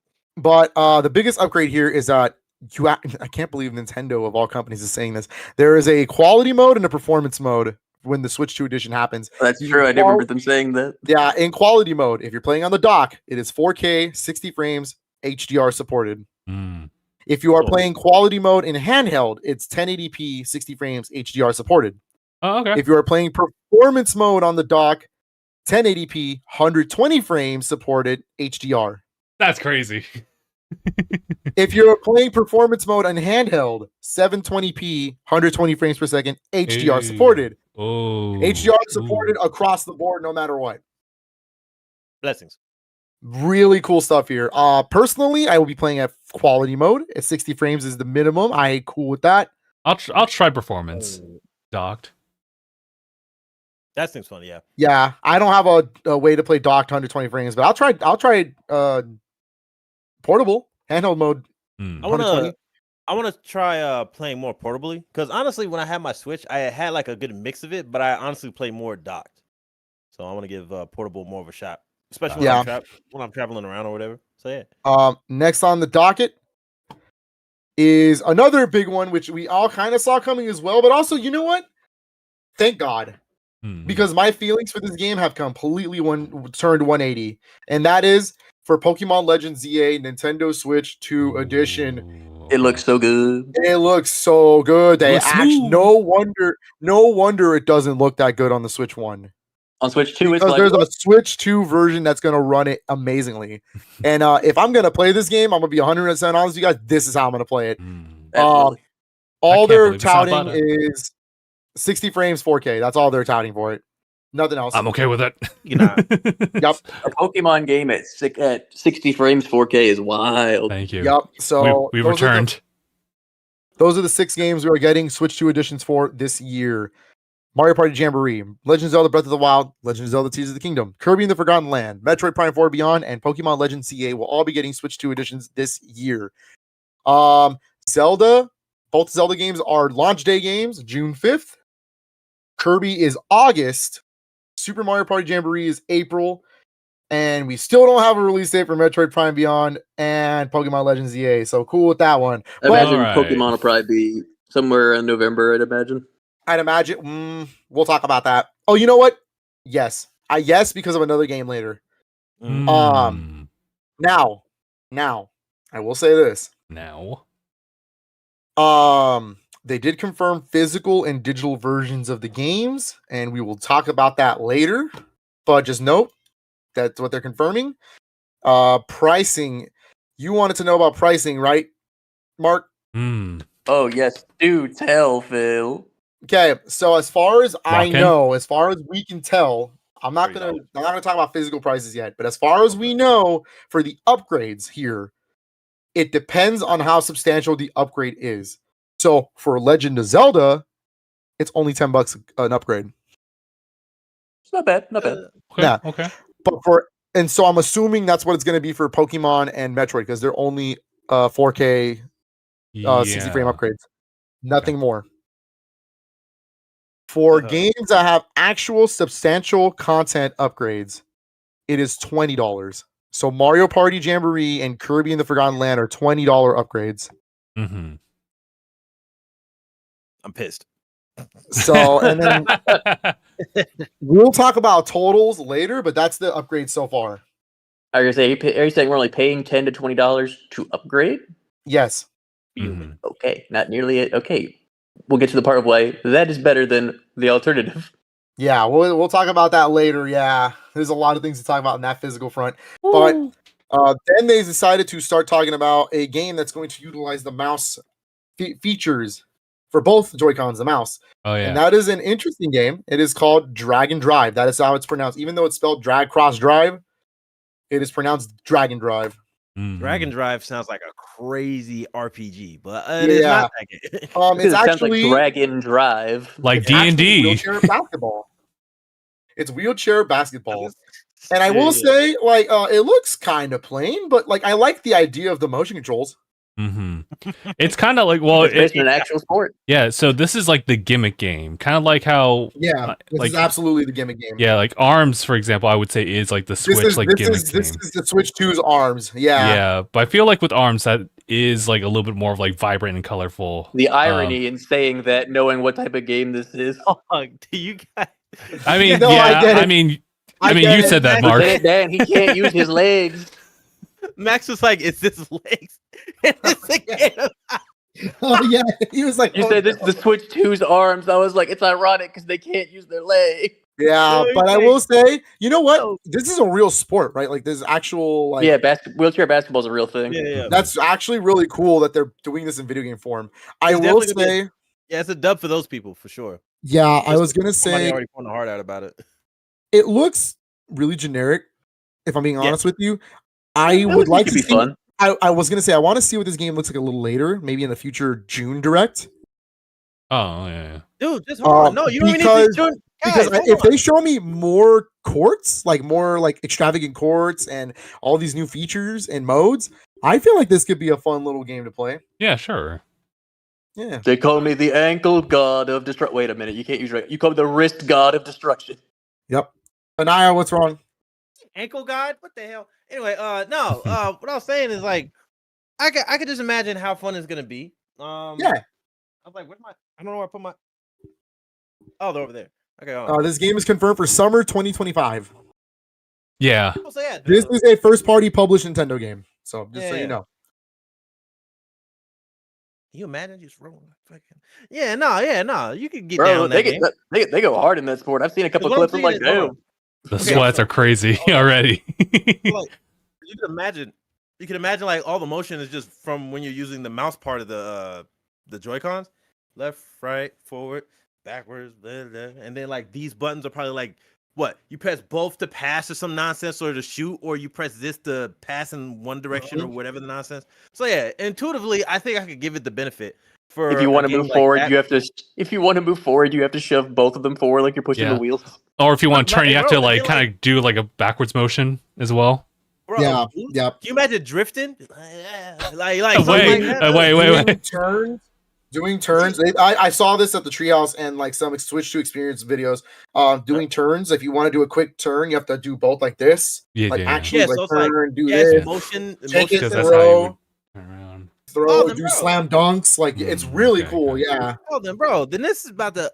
Now I want to see if people could really like hop on that, and then I can't wait to see the trick shots some people are gonna be doing. Bro, you can't. I'm gonna do like a front flip. I'm pretty sure you can. But other than that, like, oh, that was nonsense, bro. I'm with this game. Yeah, I'm cool with this. Like I said, I want to see more modes. I want to see more different courts. If it's the same court over and over again, I honestly, it's kind of boring. Yeah. I do want to see more different stages with gimmicks and like springs and like really cool, crazy things that could happen. That would be really fun. Mm-hmm. He wants to be wheelchair Rocket League. I just want to see Waluigi. Yes. That's what I was gonna say. We don't bring up Rocket League as far as like the style of it. The maps in that game were more thematic. It's been a minute since I played it. Did they have any like crazy other different more ramps and whatnot? That's about it. Yeah, right. Remember they had like a ramp and like that. I don't know, that underground like cyberpunk looking city or something. I think, right? Yeah, something like that. Okay, so yeah, they eventually did make more sports for Rocket League. Like they do have a basketball mode and all that.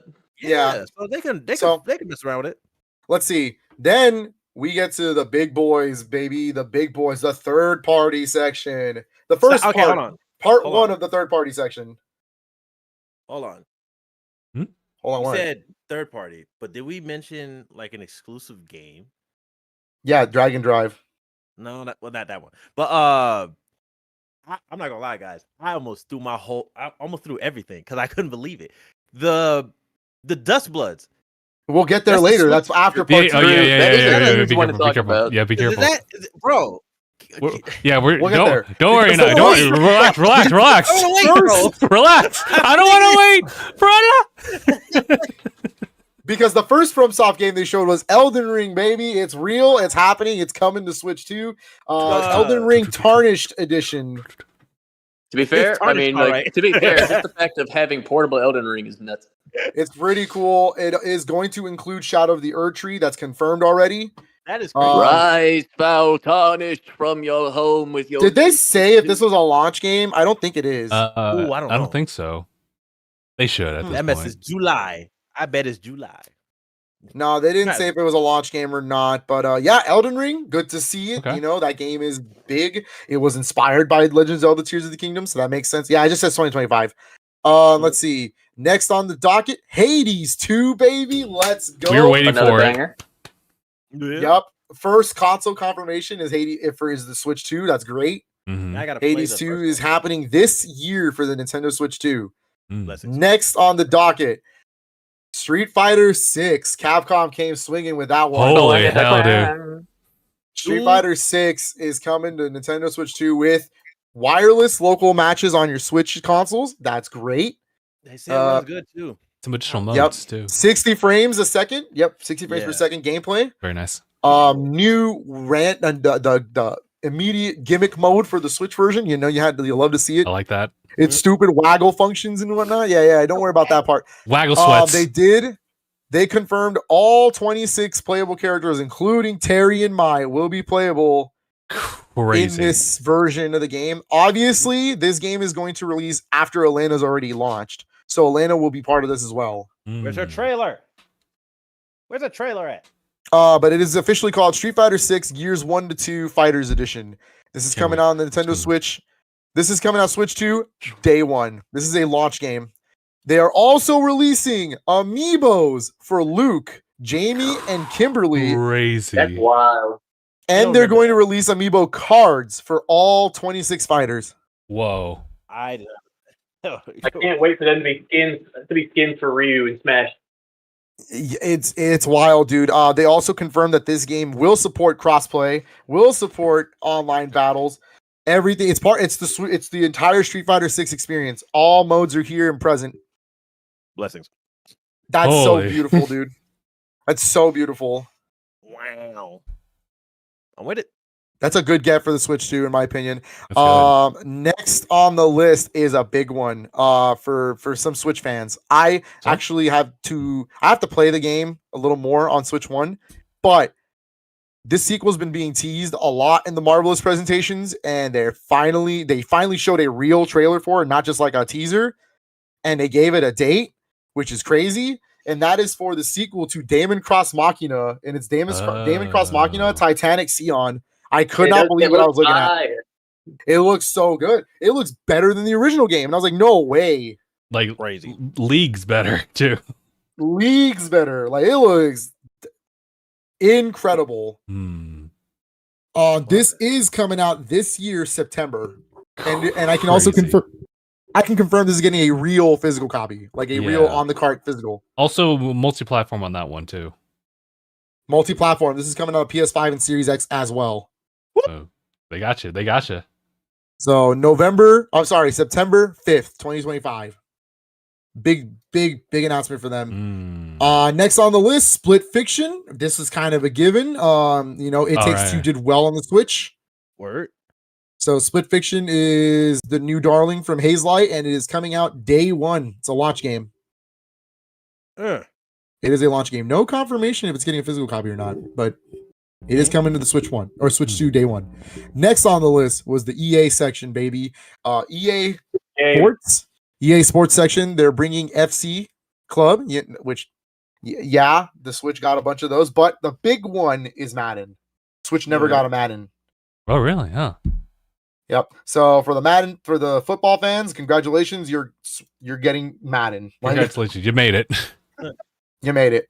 Next on the docket was Avalanche Studios and Warner Brothers to announce Hogwarts Legacy is getting a port to the Switch 2, which is really cool to see for Nintendo fans, because if you know about Hogwarts Legacy on Switch 1, it runs. It's a version of the game.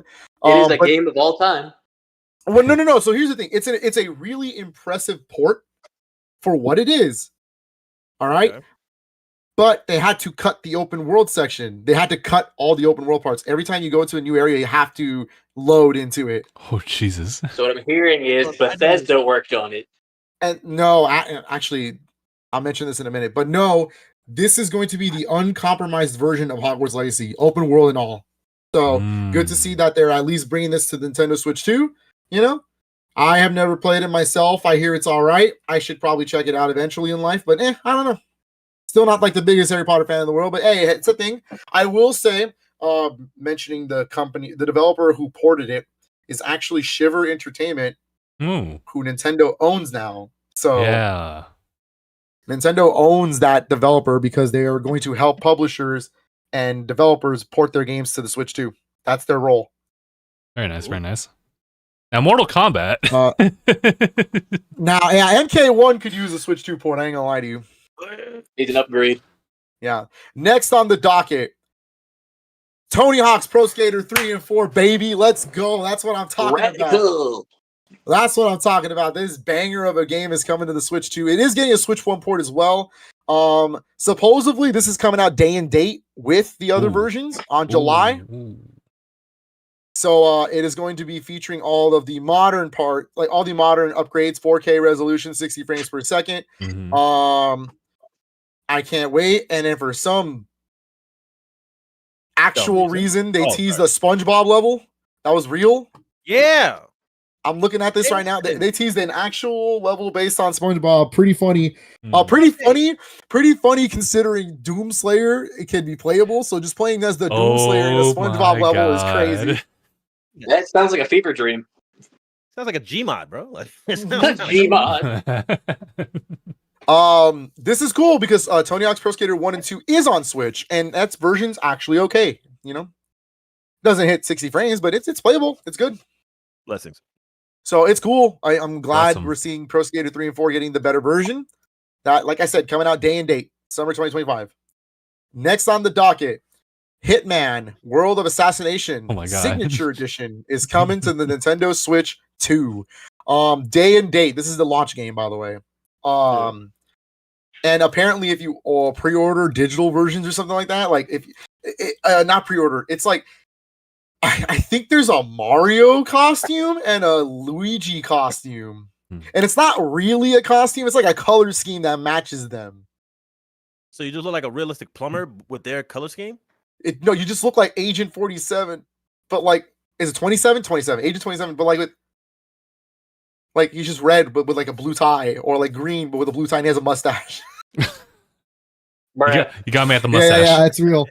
It's real. But that's not the big announcement from IO Interactive. IO Interactive has confirmed. Here's the thing. I got scared. I was like, no shot in hell they're gonna show this here. I was like, I have been waiting to see what this game is gonna be for. Like, because they've announced this for 2 years ago already. And I was like, no way they're gonna show this here. They didn't. It was still the same teaser trailer, but they are at least confirming that their Project 007 is going to be on the Switch 2. That's huge, because I think what's going to happen is this game is going to be like Hitman, but it's James Bond. And I love that idea. Oh, James. This seems kind of like a natural thing, really. It's exactly. So I can't wait to see what that is. This is actually going to be IO Interactive's first game published by themselves since they split away from Square Enix. Crazy. I am excited to see James Bond return to a Nintendo platform, a new James Bond game. So that's great. Next, speaking of Square Enix, they were next on the docket, and I don't know why everybody here really thought it was Final Fantasy IX remake. Brother, relax. It's Bravely Default Flying Fairy HD remastered. That's crazy. Everybody named Mama thought it was. Bro, I thought it was, and I didn't even really played the game. I was just like, oh, is that Final Fantasy girl? And then it was just like some chick from another game I haven't played. So I was like, I also like how they're using the Japanese name, Bravely Default Flying Fairy. Like, okay, yeah, we're trying to consolidate again.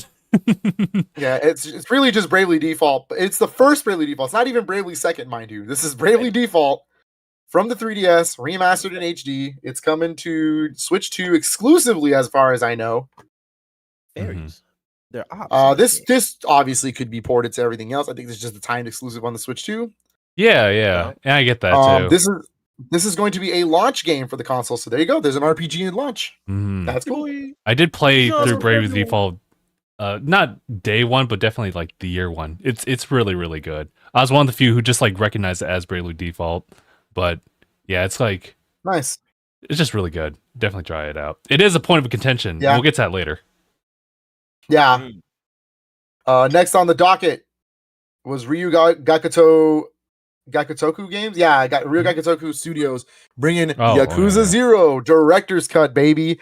Crazy. Again, how many zeros? I feel bad because Yakuza is a series that's trying to play catch up now on the Switch family of consoles. And so, like, Yakuza 0 has been out for years, guys. It's been out for years on the PS4. It's the game. This is the game that blew up the series and made it popular in the States. Fun game. Yeah, it's a really cool game. It's a prequel to the entire series. It takes place in the 80s, so it's just 80s Red District Japan. It's really fun. It's really good. Apparently, there's new cutscenes in this version, which is kind of wild. They actually went back, and this is basically a remake of the game, which is kind of weird. Didn't think they would do that. But it's real. It's happening. I believe it's a launch game. Yes, launch game. I don't remember Nice. that. Yep. Nice. Launch game. It runs at 4K 60 frames, according to people who are playing at the Switch 2 experience. Very nice. Very nice. Lucky jerk. Yep. And then we stopped with the first third party part 1. Because the next game is a game in collaboration with Nintendo. This is being developed by Koei Tecmo and AAA Game Studio, which is a brand. This is their first game. This is a new studio that has not made a single game yet. And and Nintendo is entrusting them with this because this is also going to be the first game in the series not done by Omega Force, which is wild. Oh yeah, you're right. Okay. Yeah, and I'm just gonna cut to the chase, ladies and gentlemen. Hyrule Warriors: Age of Imprisonment. Very nice. Very nice. Very cool.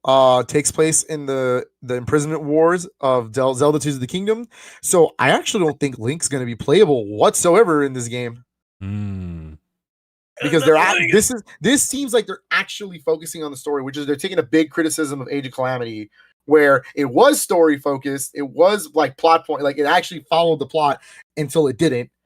Yeah, Dream Team or like and or whatever, this actually feels like we're gonna see them beat Ganon, right? Because they eventually do beat Ganon, but at what price? At what cost? His arm. So whatever, right? This game is this year, 2025. I believe it's winter, right? Winter, yeah. Yes. Yeah, coming this winter. So I actually think if Pokemon Legends EA is November, this will be December. Ooh, okay. Oh, fair, yeah. Month separation. Sure. I can dig it. So Hyrule Warriors: Age of Imprisonment. Interesting. Oh, Vessel of Hatred. Yep. You love to see it. Next on the segment, though. Oh my god, they actually did it. Oh my god. Nintendo Switch Online plus expansion pack is getting a new console. Ladies and gentlemen, Nintendo GameCube is coming to the service exclusively on the Switch 2. So that's the caveat. Yeah. Is you can't play GameCube games on Switch 1. Oh, they got me. They got me. Nintendo GameCube game titles will be added to the service at no additional cost. It is part of the service. I also do want to quickly point out that they are changing the name of these apps. They're changing them from they're changing it from Nintendo 64 to Nintendo Switch Online. These titles will now be referenced by their console and then the name Nintendo Classics. So this is officially Nintendo GameCube, Nintendo Classics. And here are your first 3 titles coming to the Nintendo GameCube, Nintendo Classics lineup. The Monkey's Paw, because we're getting The Legend of Zelda Wind Waker, which is you know what? Yeah. God damn it. Yeah. I mean, it looks good. I mean, this is not exactly what I was asking for, but I guess I'll take it. This is like how they put Ocarina of Time on the N64, and I was like, God damn it, they could have remastered the 3DS version, damn it. But you know what? We did it. We finally got Wind Waker, everybody. I'm actually excited. I'm excited to play it again, but yeah. Look, you guys, hey man, if you wanted the Twilight Princess Wind Waker combo, I'm not too mad at you, but I got the one I wanted. I mean, me too. I like Wind Waker more than Twilight, so that makes sense. Yeah. I was like, but we're getting the Legend of Zelda Wind Waker coming back. The next game here. Oh, buddy. This was the one I was like, are they actually going to do it? And they actually did. It's the only third-party game on this list, but it is Bandai Namco Soul Calibur 2, baby. What a wild thing, dude. And this is the GameCube version. So 1, this is the best version. And 2, this is the version with Link in it. The best guest character of the 3. So I like Yoda. Shut up. I am excited. I am excited to play this again because 1, it's got a really cool story mode that you could it's like an RPG. It's really cool. And 2, online Soul Calibur 2 on the Switch, man. Let's go. That's what I'm talking about. Ooh. I hope it's smooth like butter, because holy hell. And speaking of online, the third and final game you're getting day 1, F-Zero GX, baby. This is the Sega developed game. This is the team who ended up making Yakuza later in life. So, yeah, dude, this is a banger game. Dude, 4 players online, 60 frames per second. This game is fast as hell. I can't believe it. It's also got cart customization. You can do that. There's a whole story mode. This game is for big boys, by the way. If you want to torture yourself 100%ing this game, you can do that. The game for you. That stupid mission with Samurai Goro. They confirmed themselves. Nintendo, the Treehouse confirmed that all of the F-Zero AX content, the arcade stuff, is in here. You have to unlock it, which is, oh my god. I mean, yeah. Okay. want to keep playing games, don't you? That's what's going to keep you going. Support for online multiplayer with up to 4 people online, including local play. Blessings. So we're back on that. Back. We're so back. GameCube games is a big requested feature. I didn't think they were going to do it. I also want to bring up 2 things. If they actually show it, you can actually change controller options and change button controls. That's huge. And I also want to bring up now, because they didn't show it in the direct, Nintendo 64 will also be getting this upgrade as well. You can change controller option and controller buttons for each game. Sick. Whoa. That's big for 64 games, because I know a lot of people, like GoldenEye is the big one, right? Yeah. Like you could not really play it with a Switch controller. Now you can do whatever you want with it. You can fix it however you like. Okay. But that mode is exclusive for Switch 2, even though the 64 is a Switch 1 app. Okay. Yeah. Also, they're adding CRT filters to the Switch to 64, and they're adding rewind to 64. That's solid. I like that. Only on Switch 2. Only on Switch 2. Oh, damn. Okay. Yeah. But it's cool, and I know why they had to put controller button mapping on GameCube, because games like Mario Sunshine, where the analog trigger is important, you have to have 2 different modes. You have to have the whole click or kind of clicked in, like. Yeah. Because that's going to be a big thing that GameCube has to get past, is that Switch doesn't have analog triggers. Pretty wild. Yeah. But then here are the following games that will have been confirmed and coming to the service at some point in the future. Super Mario Sunshine, Fire Emblem Path of Radiance is wild. That's a high dollar game, brother. The dude who fights for his friends, brother. That's the one. A fair number of them are pretty high priced. No, a lot of these, yeah. Pokemon XD, Gale of Darkness, That's a hype announcement. Super Mario Strikers, Chibi Robo, Cinema. Yeah, hold on, we'll go back. Chibi Robo, Luigi's Mansion 1. There it is. We got it. And Pokemon Coliseum. So, okay. I honestly, that was a statement from Nintendo. That was a, hey, screw you, scalpers. All the big number, like these are big, like money titles, like Pokemon Coliseum and XD and Fire Emblem and Chibi Robo. Those are big money titles nowadays. Crazy. Those are just going to be added, dude. We're so back. We're so back. We're so back. We're so back. Yeah, okay, once again, we're not getting mainline games, but look, I will take, those are as close to mainline games as possible on a console. So Luigi I'm talking about Coliseum and XD Guild. There's some implications later on, but we'll see. Bro. Luigi Mansion, Mario Strikers. By the way, Nintendo GameCube, Nintendo Classics will be available day 1 of the Nintendo Switch 2 as launch day. So you, at least if you have a subscription, you don't got to pay jack shit for this. This is part of your subscription on the day of. You don't even have to buy a game. Honestly, you can get a lot of mileage out of Wind Waker, Soul Calibur, and F-Zero. Bro.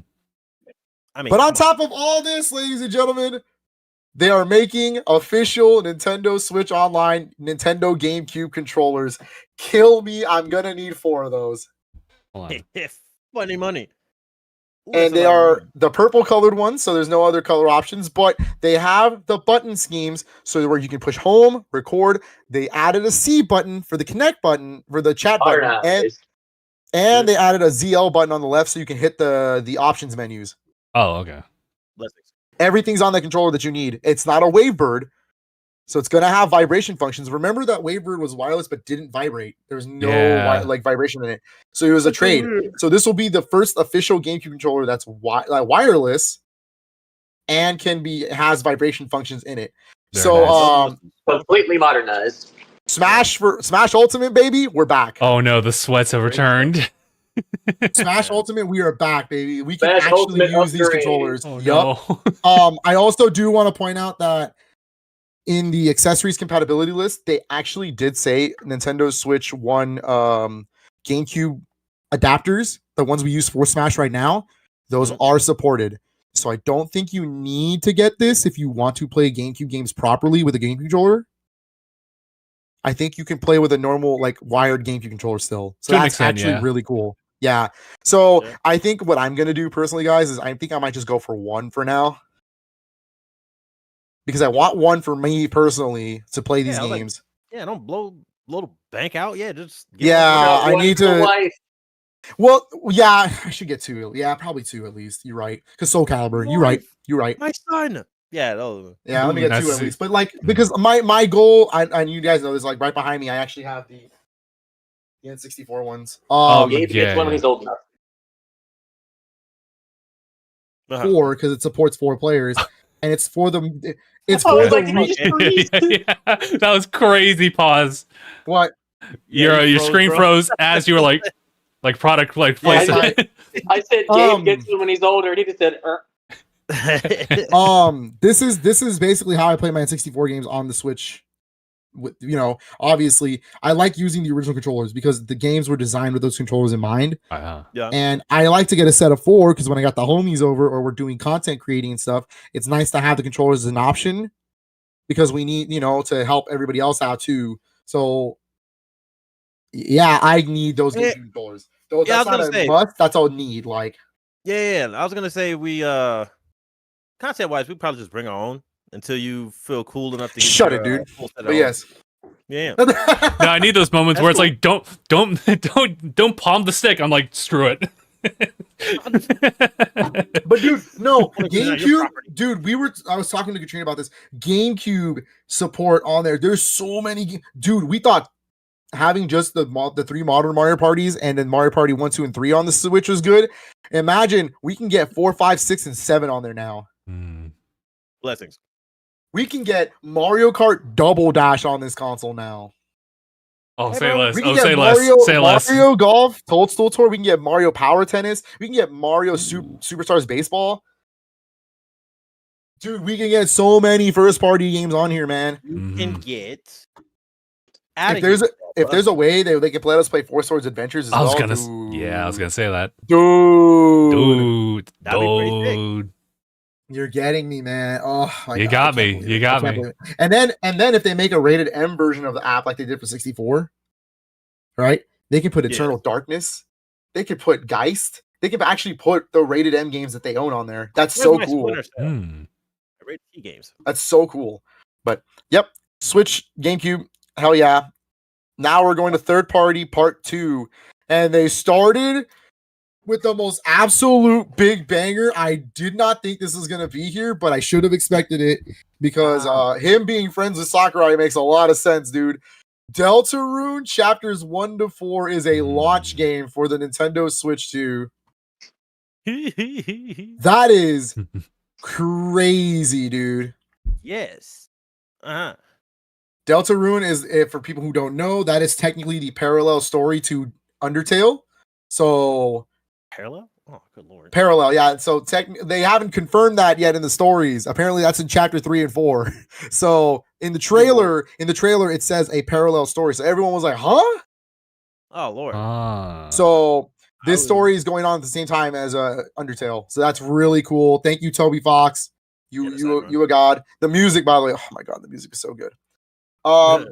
Next on the list was this dude. I didn't need him to show up at all, but hey, Randy Pitchford's here, and it's Borderlands 4. Oh yeah. Well, nice guy. okay. All right. I mean, they were Yeah, also on okay. Switch one, so makes sense. Yeah, I was gonna say I actually own Borderlands 1, the pre-sequel, 2, and 3 on Switch. So honestly, yeah, I'll pick this up on Switch too. That's probably how I'll play it. Especially because it's gonna be a little bit more on par than these other versions. So Yeah, picking up the pace on it. Yeah. So I could play this. I could do this. They are missing Tiny Tina's Wonderlands though. I kind of want to hope that comes eventually too, so I can play that. But yeah, yeah. You know what? Screw it.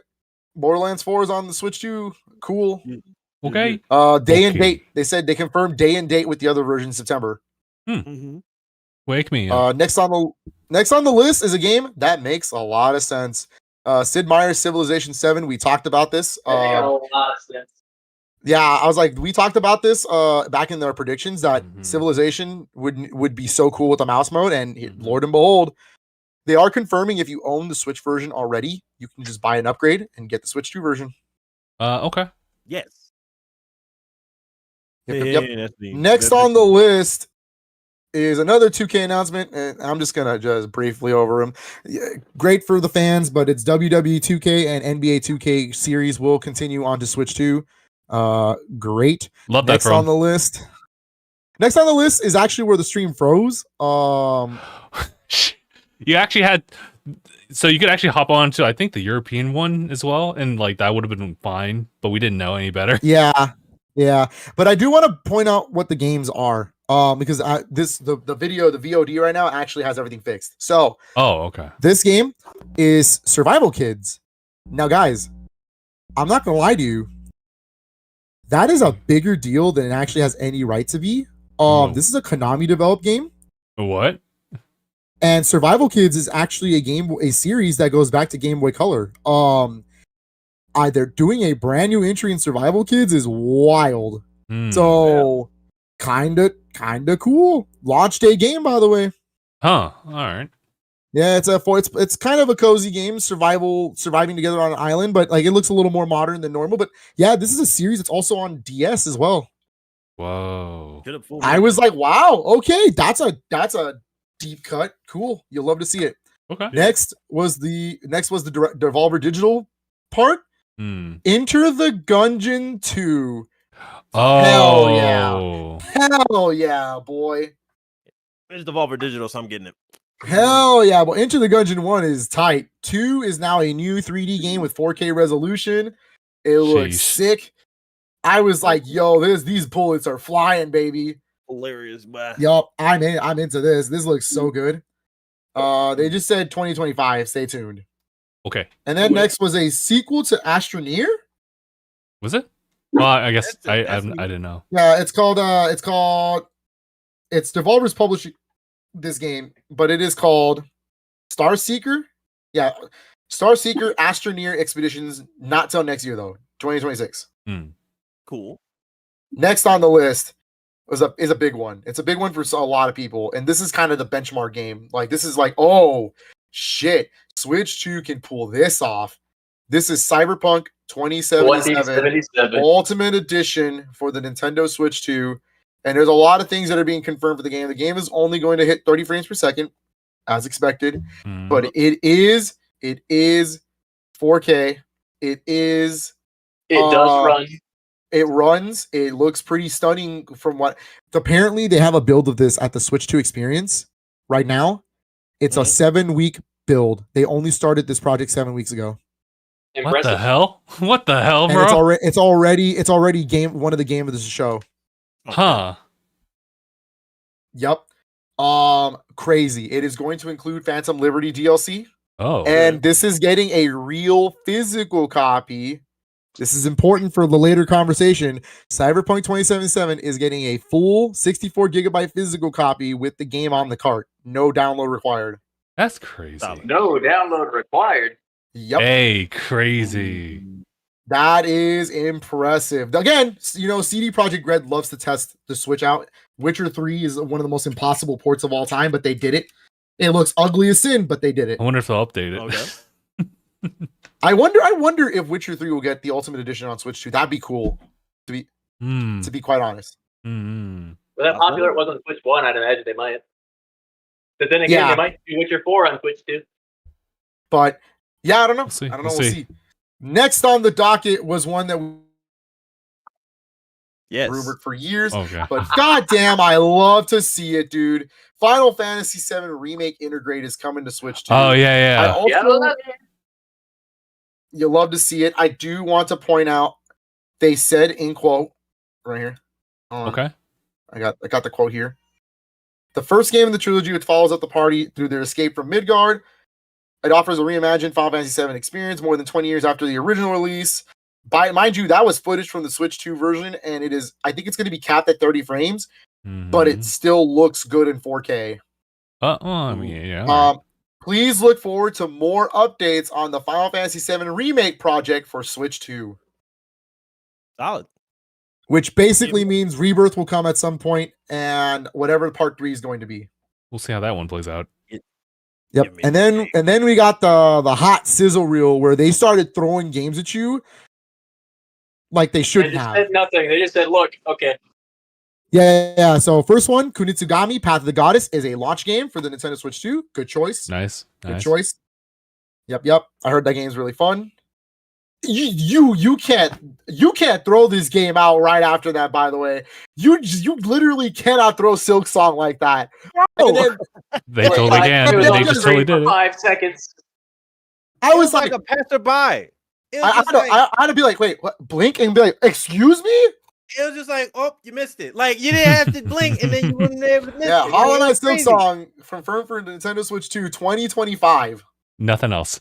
It didn't say, yeah, Nothing else. Story of Seasons, Grand Bazaar, the game we saw at the Switch 1 Direct. This is why I wanted to tie all this in. Is getting a Switch 2 edition August 27th. A game called Okay. Goodnight Universe 2025. All right. 2 Point Museum, which Sephi called a mile away. That's a good call because that game makes so much Crazy. sense with the mouse. It's basically running a museum. It's a kind of a sim style game, pointing like where you're pointing and stuff. Yep. 2 Point Museum 2025. Good choice. Call. That's Good a call. good game for them. Yep. Yep. Yes. Wild Hearts S is July 25th. You know what? It's really funny. I think Koei Tecmo was like, hey, look, you're not getting Wilds.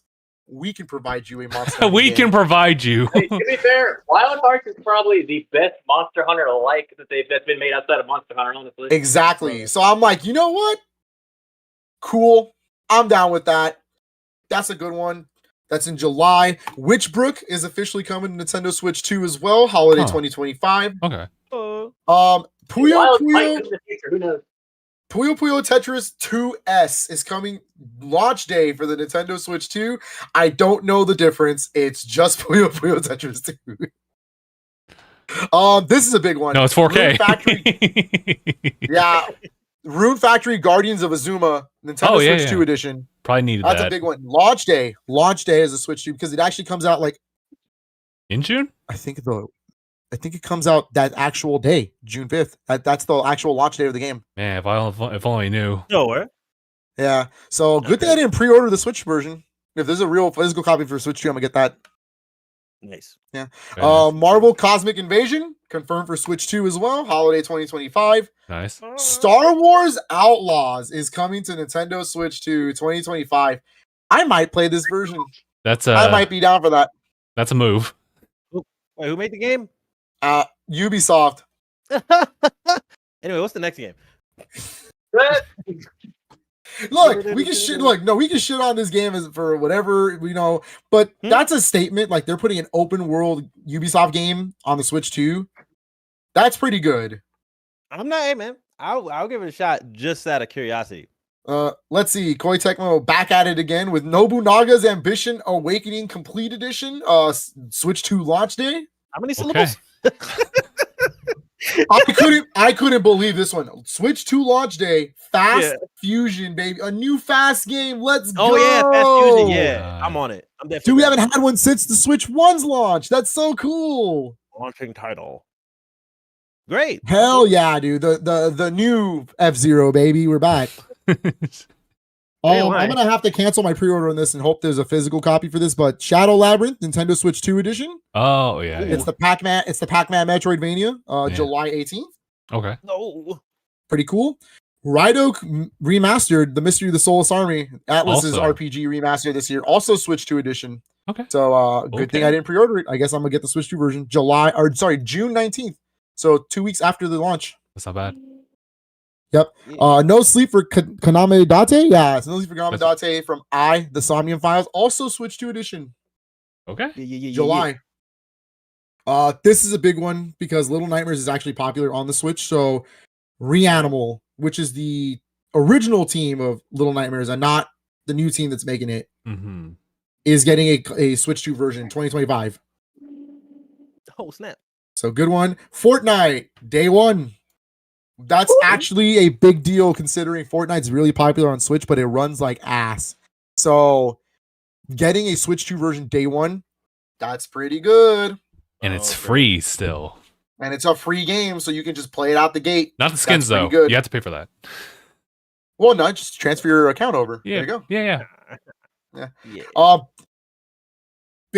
Big for me because I was like, I'm on cloud 9 looking at this one. Arcade Archives 2 Ridge Racer, same day as Switch 1 or Switch 2. Mm. So here's the thing. Here's the thing why this is a big thing. Every week since the Switch's launch, this company has put out an Arcade's Archive game every single week on the eShop, at least one. Yeah. And they're still going to do it with a new line they're calling Arcade Archives 2, which now includes online play, which now includes some new features. And they're already confirming that they're going to do a whole new Neo Geo line. So they're going to remake all the Neo Geo games again, but with online play. And I'm like, yo, online play King of Fighters, let's go. That's gonna be nuts. So the fact that they're also confirming that Arcade Archives 2 can feature 3D arcade games now, like Ridge Racer, that's big, dude. That's big. We can get more games like this.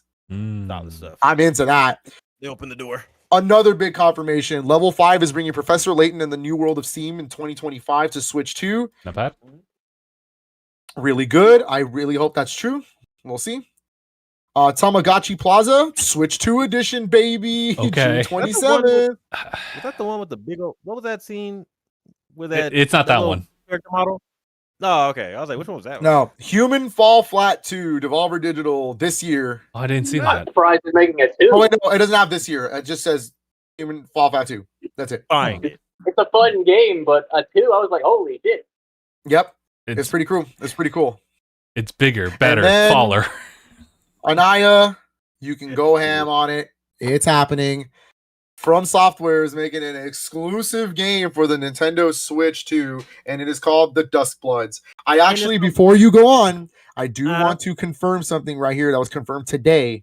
That is a From multiplayer? Software is only publishing the game in Japan. Nintendo is publishing this game in the States and Europe. This is a Nintendo first-party game. Oh, yeah, I was Crazy. right. First that party. makes it can be in Smash. Yeah, Nintendo is confirming That's your concern. is confirming that the Dustblood is a first-party Nintendo published game in the States. I mean, first party Nintendo appreciate you, but hey, I'm playing it. It is a multiplayer though. Which means that this game probably it could release in other consoles later in life, but as of right now, that's not the case. Mm-mm. Yeah. No.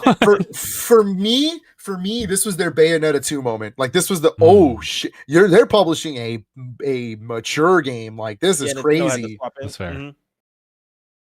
'Cause Like I could not believe my eyes. I was like, wait a minute, is this Bloodborne? And I was like, Bro, no. one of the characters looked like a boss named Parl. That's why I was like, bro. Oh. all Yeah, those and then I saw the From Software logo. I go, well, no shit. Yeah, I knew it was a FromSoft game, but holy crap. dude, the whole tone, bro. The first thing was the character that's just knocked out in the chair is kind of like what Lady Maria, where she was in the chair as well. But the fact that he was sleeping, I was like, Bloodborne is surrounded by like the concept of a dream. So it's Yeah. like that just felt for obvious. for the audio audience, and everybody just kind of listening in, Aniyah's favorite game is Bloodborne. So like, It's like, bro, golly. And I know So I have my this back is- and forth because I look, man. I just any game that just sets the tone for like what I enjoy, especially on the single player, because I play mainly single player stuff. well, It's like, man, one- I'm gonna just stop you right there because this is not a single player game. This is confirmed to be multiplayer online, PvPvE. Now it's gonna forcibly I'll play it. strap us in. We have to like play. And there with is, and Miyazaki why had you- it. It is being directed by Miyazaki. This is a Miyazaki directed game, so that's It is- crazy. It is good. So I'm fine. But he also confirmed in the interview that no, what you're looking at is what you're getting. There is no single player mode. This is it. This is how you're gonna play the game. Fine it. Say less. So there's no offline mode. This is how you got to play the game.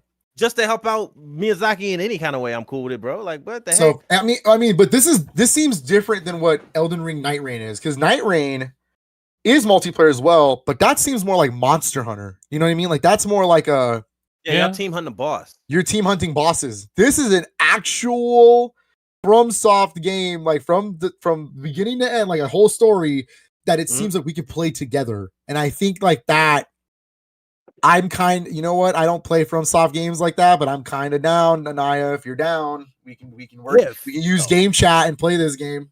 I'm also I'll here put too. Yeah, let's Put do on it. the Let's camera. do it. I'm buying y'all all a camera and a controller. We're Relax. playing Wait. this. maybe not the You need to camera. relax. We've been waiting for this game. It's like, is this as close as we could get to Bloodborne after what? Like, you guys remember the 10-year anniversary? Yeah. Sony does it, so like we done missed all that. So True, it's just yeah, like, Nintendo said you won't release Bloodborne on other consoles. I'll do it myself. We'll do bro, it. it was just like, bro, what a lovely title. I'll yank it from you. That's basically what happened with these guys. Yeah, man. Nintendo actually came swinging with this big boy. This is a big boy get, dude. Like, It's fun too. mind you, this is a Switch 2 game that's confirmed for 2026, so we're not going to see it anytime soon. But That's it's fair. the fact that that's a statement, dude. Like, a lot of these games were statements from Nintendo. Like, look, we're not here to fuck around. Like, I dropped my first F-bomb. This is it. We're here to play. Like, this is the big boy game. I love it. Oh, look at that. What's Fair that cute hubcap? But anyway, yeah, good stuff. No, I was looking at this little thing about Dust Bloods, and it said having a cute hubkeeper. I think Nice. it's just talking about the Okay. people who stop in, like the fire. whatever. Yeah. Anyway, but yeah, what's the next one? But Dust Bloods, it's happening. Loves the game. 2026. Published by Nintendo, baby. Crazy. Not even out. No, It is a Miyazaki directed game. So, you know, So he knows. because I believe Night Rain is not directed by him, but Elden Makes Ring sense. was. Mm. So I'm assuming this is the project he jumped on after he finished Elden Ring in 2022. that makes sense. Then whoever did Night Rain was like, let's just take the assets from. I'm assuming Night Rain is the same team who did Shadow of the Erdtree. He went Oh, for really? Erdtree. Yeah, because Oh, I see. Okay. all right, but that was it from third parties. Technically, that's it from third parties. Word. All right, next on the list. There's only 2 games left we gotta talk about right now. Oh And, God. I got so scared, guys. And you know what? I'm not gonna. I still am hyped about this excitement, no matter what Sure. it was. But I was like, I saw that line. I said, "You shut the hell up right now. This is no way. There's no shot in hell. This is Smash Brothers. No way. It's not. It's not. I would have passed out. Honestly, I think this is more interesting than Smash Brothers right now. Oh my god. That might be a hot take, but here's the thing. And I'll explain it in a minute. But wanna see I somebody tap also out to a could game. not believe my eyes that we're getting this game. This is Kirby Air Riders, a brand new sequel to the original GameCube game in over 20 years. Gonna show you. But yeah, that's crazy. I don't think you understand the problem, the thing here. Here's another thing. Sakurai is the one directing this game. He was the director of the original Air Rider as well, or Air Ride as well. Is he running on like adrenaline? Like what is he? 'Cause, bro. I don't know, but this is huge news for Sakurai in general. This is the first Kirby game he's directed since Air Ride. He hasn't directed a Kirby game since. Mm. Yeah. He's going back to his baby. Son. He's going back to his baby. Yeah, right. I haven't seen my son in years. Like, bro, I've been taking care of everybody else's kid. That's what he was doing in Smash Brothers. Like, bro. Very much. Yeah, but a modern Kirby Air Ride with new tracks. That, mind you, that first track that they showed, it looks like a remake of the original track, but Mm. that's fine. Was it gameplay? There No, wasn't it gameplay. No, it was all cinematics. That's a Sakurai way to do no. it. Okay, yeah, I was about to say. Before we continue this conversation, 2025. This is a year one game. Oh, it's happening in Oh. October. I Tell me think I'm this is wrong. I also think this is the October game as well. Yep. Hmm. Okay, hold on. Air good? Riders. I cannot wait to see what he has cooking for City Trial. I can't wait. Huh? I All don't think you understand. Have you guys played Kirby Air Ride? I now have it, but I haven't played it. But You have it, but you never played it? Correct. As in, like Wow, I we I picked should- it up later on life. It's We in the should play backlog. I synced it, but I never played. We should play it soon. City Trial is phenomenal. Yes, the racing mode is awesome. That's the bread and butter of the game, right? Yeah, I get it. And I like that mode too. The top, I hope he ditches the top mode. That one's whatever, to be honest with you. But City Trial, oh my god, dude. It's just Smash Brothers, like you guys have played Smash Run, right? Yeah. Yeah. On Smash, that's that, but it's riding a cart. Oh, okay. A star. I s- Oh. Yeah, see the it's vision. really good. So I'm excited to see this game. I'm excited to see what they do with it, the new stuff, since this is officially a sequel. I also makes sense why they didn't show Kirby Air Ride in the GameCube launch lineup. Sure. Sure. Because Yep. yeah, maybe later on in life, but not now.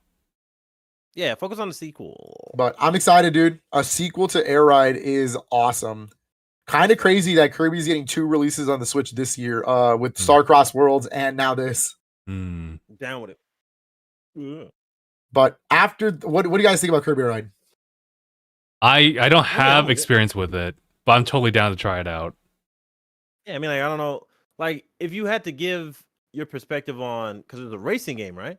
It's technically a racing game, yes. Okay. Because I was Technically, gonna think of City Trial is not. It could be a racing. City Trial places you in a big old open world map, and you're just driving around, and you're just kind of collecting items and building your cart in a certain amount of time. And once the timer is up, then you play a mini game with everything and with your stats and see if you can win. Oh, I see. And so, but the open world can do a lot of things. There's like, it's always random. It's never going to be the same thing every time you play. So like sometimes a boss will show up and you got to fight the boss. And if you're the one that hits the last hit on the boss, you get a bunch of stat boosts and whatnot. Or, RNG? hey, yeah, it's all RNG. Yeah. And it's like, hey, guess what? This event's happening. Look at all these items everywhere. Try to grab what you can. Or you can unlock a bunch of new carts in there. That's where you build the Hydra like cart. Okay. Yeah. And I don't know how. I don't think there's any. I don't think I have anything negative about this series. I've And seen it. that whole game is played with only an analog stick and the A button. That's it. You don't use anything else. That's funny. Yep. Huh. Okay. That's gonna be interesting. Oh. I can't wait. I'm looking forward to it. Oh. You guys think they'll put what was it? Kirby Air Ride the GameCube NSO or the yes. Nintendo Classic before they release it, right? Not before. Oh, not before. But yes. Oh, not before? Okay. No. They'll do it after. I don't think they want to put Air Ride and then, like, let's say Air Riders isn't as good. Fair. It's not But like the best. I don't doubt it's not going to be good Sakurai. So yeah. Okay. No, I feel it. Yep. But our last trailer today, guys, Pauline was kind of expected. Relax. After all these years of rumors. Yeah. But also not really expected because we were all expecting a 3D Mario. And you know what? As the biggest Mario fan here, I'm not going to lie to you. I'm more interested in this right now. Just seeing this. I think this is more unique. What the heck is a Odyssey, bro? Exactly. Who cares? We got Donkey Kong Bonanza instead, dude. Oh, banana. This is my game of show. I think this is the best announcement of the whole direct. I think this is the killer app for, even though Mario Kart World is amazing, I think this is the killer app for me. I want a Switch 2 so bad to play this the most. I'm needed for I think it looks creative, it looks unique, it looks fun. It has like a crazy visual style. It looks like Mario Odyssey on crack. Like it looks so over the top. I actually think this new Donkey Kong design, I've grown to love it. Especially after seeing the trailers in this, the facial expressions and the animations that he can do, it's so comical and so unique. I love it. Actual art, it looks so good, dude. I think this is absolutely the game of show for me. I cannot wait for Donkey Kong Bonanza. 3D Donkey Kong has only been done once. No, take that down, Aniyah. That might be spoilers. What do you mean spoilers? It showed it on IGN. That could be spoilers. I'm so mad. Because she's wearing the bracelet. She actually could be the Rock character. What did I say, Aniyah? What? What did I say? No way. Yes. Why can't the Rock be on a wrist? I actually want to point out the Rock character actually has real voice dialogue. Like, So yeah. Yeah. July 17th. So it's only 1 month after the launch. No. But that's pretty good. We play Mario Kart for a month, then you get Donkey Kong Bonanza after that. That's how it works. Great. Literally fantastic. Ridiculous. This is, again, my game of show. I think this is going to be the killer app for me on the Switch 2. I think a 3D Donkey Kong is unique. Again, we had a 3D Donkey Kong before, but that's more of like Banjo-Kazooie style 3D than it was like a unique 3D game for Donkey Kong. It's because, like, I mean, that started as a Banjo-Kazooie game. Then they were like, we should put Donkey Kong instead. And then, that's how they built that game. This is actually taking Donkey Kong's abilities and uniqueness and making it into a 3D platformer finally. This is Oh. Donkey Kong's real big first jump to 3D. And I love it. It looks so good. I need it. Like now. Oh, brother. I want to play it really bad. Ooh. What do you guys think of Donkey Kong Bonanza, by the way? Bonanza, hilarious name. I love it. Buying it. Name, fantastic. Gameplay, it looks really good. It looks super solid. They confirmed that everything you break saves. Like the game remembers everything you broke. Ooh. That's hilarious. Hopefully there's an option to reset stuff in case you want to, like, I guess, break it again. Buying it. But yeah, no. It definitely has the Odyssey vibe to it. And it definitely looks like it was made by the Odyssey team. This is what they've been cooking for the last 8 years. Graphically, it's very well done. Yes. It looks great. There's not really much else to say other than it's fantastic. I would definitely try it out, especially since I don't have that experience with 3D Donkey Kong, and you know I haven't really played a Donkey Kong game since I guess more recently HD Country HD Returns HD. So it's just a different take on Donkey Kong now. Does make a lot of sense why they're promoting the heck out of Donkey Kong this year for Donkey Kong Country. Just saying. That's fair. I'm buying it. Like, hold on. What aren't you buying, guys? Because probably a lot. What aren't you buying? Probably a lot of the third-party stuff. Hogwarts. Yeah, I'm not buying. I don't know. Well, I might get Hogwarts. I'm not sure yet. I might. The thing that almost sold me is with that scene where the wizard was just throwing another wizard all over the place. I was like, I could. Do you know he said that during the when they said they can use mouse controls? I feel like that's a thing. Like you can use mouse controls, kind of like. That's cool. Yeah. No. Honestly, what am I not buying? I mean, a good amount of the third party stuff that I don't really like buy on Nintendo, anyways. Like I'm not getting Elden Ring. As cool as that is, I have it on PS5. If anything, you know that stuff that you don't already have. That's a fair point. Yeah, and then it's cool. The idea of Elden Ring coming to Switch 2 is awesome. I just think, for me, I don't know. Like I already have it on PlayStation 5. The Dust Bloods is more interesting than Elden Ring, anyways, for me. Yeah, you're not getting Elden Ring. Yeah, I have Elden Ring too, so I'm not like. Yeah, so it's like that's whatever. I will say, even though I own it, I do want Street Fighter 6. I thought about that just for the sake lines of it. up. I think I want it because, and this is the same reason why I buy a lot of I double dip on a lot of fighting games. While I play it competitively on PlayStation 5, and I train with my stick and whatnot, and when we throw parties and we have hangouts, the PlayStation's not the first console we always bring. It's always the Switch. And so that's why I got Marvel vs. Capcom Fighting Collection on Switch. That's why I got Capcom Fighting Collection on the Switch. That's why I will be getting Capcom Fighting Collection 2 on the Switch.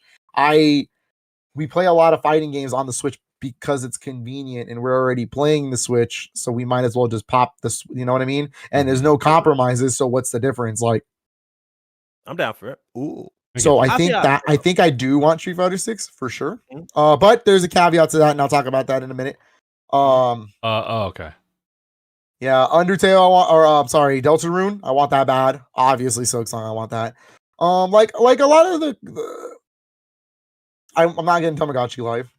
I'm not getting Tamagotchi. No, thank you. Witch Brook's just not for me. But you know what? I will get 2 Point Museum. That sounds cool. Fair. All right. I don't know. A lot of the third party stuff, I'm just like, it's all right. Like, I'm not gonna get Hitman. I'm not gonna lie to you. Oh yeah. Damn, I'm not gonna lie. I kind of just tuned out a lot of things I don't want already. But yeah, like there's a lot of things I'm just like, oh, cool, but not for me. I get that. I think at least like 60%. It's a lot of people who are exclusively Nintendo players. Fair. And I mostly am, but like I also have a PlayStation and an Xbox. Yeah. So yeah, we'll make it happen. I'll get like what 60% of what I saw. Sure. Yeah, just about. Yeah. I think that's a good chunk. But speaking of getting, here is your 2 options for launch day. Oh, right. Here we go. Current prices is what we're going for. We're talking about that in a minute, but currently priced, you can get the Nintendo Switch 2 by itself, the console. That will be MSRP in the United States of $449.99. Oh. $450, which is $50 more than I think most people were anticipating for sure. Yeah. Mhm. I thought it'd be 400. Yeah. Yep. And then you can get a bundle that includes Mario Kart World as a download for $499.99. All right. So it pretty much like gets to like 500 right there. Yep. Mhm. Yep. With a So, game. and here's the thing. I've come around on the price of the console. I think $450 is still competitive when it comes to the PS5 and the Series X, because it is doing more than the Series S. Yes. Yeah. It is doing more than the Series S, and it's still not as expensive as a PS5 and a Series X because it wouldn't be doing more than those. So I think $50 less, fine. You know what? I've come around to the price. I think it's fair, especially because Nintendo said the magic words. They said 120 frames per second, 4K. Yeah. I didn't think NHDR. I didn't think they would have like any reason to say it, but they did it. Mm. So Yeah. okay, that's fine. Console price is fine. But Yeah. what did you guys think about the Nintendo Switch Direct, the Switch 2 Direct? That was good. That was Oh. a really good one for them. Oh, it was super solid. Like I had no complaints about the direct itself. Well, 9 out of 10. 10 Yeah, out of no. 10. For me, it's everything I wanted from a Nintendo. Like they're all unique games. Mhm. Some sequels, some actual unique announcements like Dust Bloods and Dragon Drive, and Donkey Kong Bonanza is a unique game in my opinion. That's not really a sequel because hasn't Yeah. really been 3D Donkey Kong. So mhm. Well, Kind of like a there's really only been reestablishment. yeah, there are only 3 sequels they announced. First party wise, it's like Mario Kart World, Hyrule Warriors, Age of Imprisonment, and Kirby Air Riders. That's it. well, the only thing Everything else is unique first party and obviously Switch 2 edition to games. But yeah, outside of like the show itself where it had the announcements for the games and the breakdown of the system, it was just weird that one of the bigger things that we had to find out outside of the direct was the price. I don't know what well, that might be for a reason, but yeah. It might have been the only strategic. reason- look, as Yeah. far as like what I get the reason for, sure. I mean, I've always had like the what's the goal with some of these with the outliers? Because man, yeah, the price crazy. What we got with like the games? Mario Kart by itself, what like download was what 70? No. 70, right? No. You're- Are you talking about what the actual price is right now? The actual price for the console. I mean, For well, Mario the Kart game. World? Yeah, it's 70 download, right? And then No. 80. No, No. but I guess we'll bridge into that. No. We're gonna talk about that right now. So there's Okay. a Go off, reason Phil. they Go off. didn't. There is a reason they didn't talk about prices at all. And because I think Nintendo did not want I didn't think they wanted that backlash that immediate, but they did. We found out. Mario Kart World will retail for $80, $79.99, no matter what, download or physical. Now there was some misinformation being spread around, and here's the thing: technically, it's not misinformation. It's just something that doesn't apply to us in the USA right now. We'll talk about that in a minute. In Europe, I'm going to use US prices here because so you can understand what's going on. In Europe, yes, Mario Kart World, well, again, we'll use this as an example, is $80 digital, $90 physically. In Europe, they're getting the physical upcharge. Oh, Not in America. In America, we're not getting the physical upcharge. We are getting the straight price, $80 no matter what. So wait, why is Europe getting an upcharge? I have no idea. Heck, they do. I have no idea, to be honest with you. Okay, all right. Kind of weird, but that is a thing. So Nintendo is going to charge you $80 for Mario Kart World, which is, that's wild. I didn't think Nintendo would be the first one to say the $80 price tag. Same. But here we are in the year 2025. Yeah, people are expecting that nonsense. I do want to get this out of the way now. We are going to talk a little bit about tariffs, but this was not that. I think after a good amount of research and a good amount of thinking and a good amount of what we're doing, the initial price points of what they're doing right now, this is not tariffs. whatsoever. Nope. Because if that was the case, then why is Mario Kart World the same price digitally in Europe? They're not getting hit with that tariff. What's the difference? Yeah, no, these are pre-tariff. So this is pre-tariff territory we're talking about. Nintendo is strategically saying $80 for Mario Kart because guess what? They know you're going to pay it. One way or the other. They're not dumb. That Mario Kart 8 Deluxe is the highest selling Nintendo Switch 1 game of all time. And launching with Mario Kart World is also a strategy because they know that's probably going to be the only game you need for a long time. Fair, yeah. I was saying so they're so them audience. putting that at $80, that's I think Sephi was the one that asked the question, why is Nintendo doing these prices like this? What are they thinking? And the problem is we are in a successful Nintendo era right now. Oh no.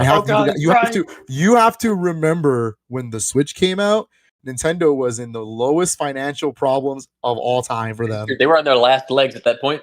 Exactly. Like they recovered from Virtual Boy. They had other consoles going. Wii U almost destroyed them. So I remember that. The Switch was priced at $300 to look attractive. They were losing money on that console because the software was going to make up for that money. So the game sold, the system sold. It is literally, I think by this point, it's the #1 best-selling Nintendo console of all time. Okay. So I don't think they expected the Switch to be a runaway hit. And that's the problem.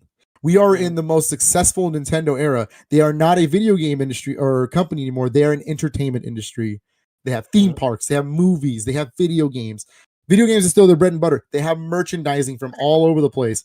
They are now being like, they put their like branding on the Seattle Mariners again for crying out loud. So we are in, and I think this is what the problem is. Me too. I'm part of this problem too. We were not expecting the sticker shock of these prices. I think we were expecting this to still be the affordable console like the Switch was. We were still expecting this to be the family console, which it still kind of is, but it is. We didn't expect them to be a premium option now. We didn't expect them to be on par with pricing when it comes to PS5 and Series X. And the $80 price tag is the same reason they priced Tears of the Kingdom at $70 on the Switch, because they think it's worth it.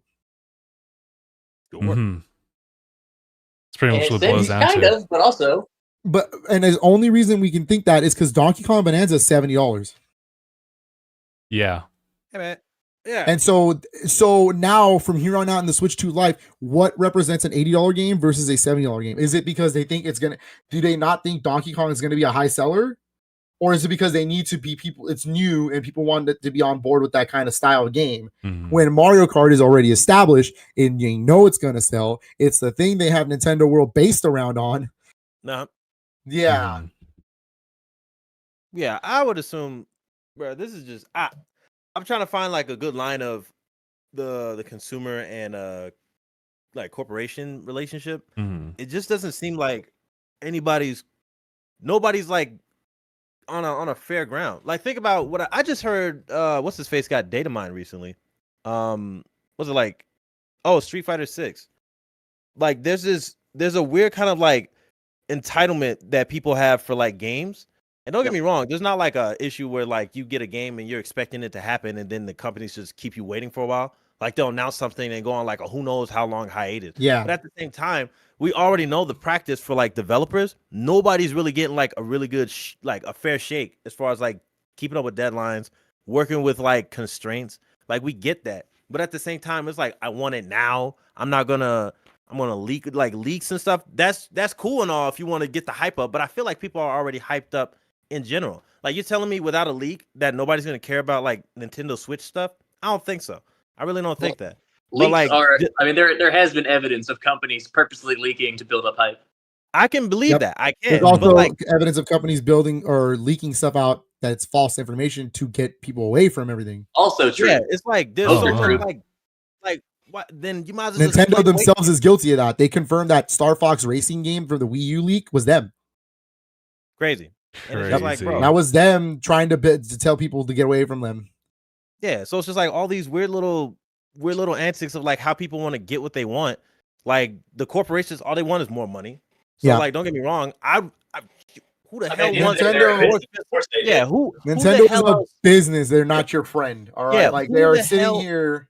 Yeah, who the hell wants to pay more? If you want to get the cheapest Mhm. option, of course you want that. But that goes both ways. The corporation is going to do what they can to do, like, cut They got to corners. make a profit. Yeah, to make the profit. Yep. So like, I'm not with this nonsense, but like, I'm just sick of like expecting the same output with more effort. Like, guys, this thing is more powerful than the Switch by like what? How much? Like lot. good Quite a bit. magnitude? A lot. A Yeah. lot.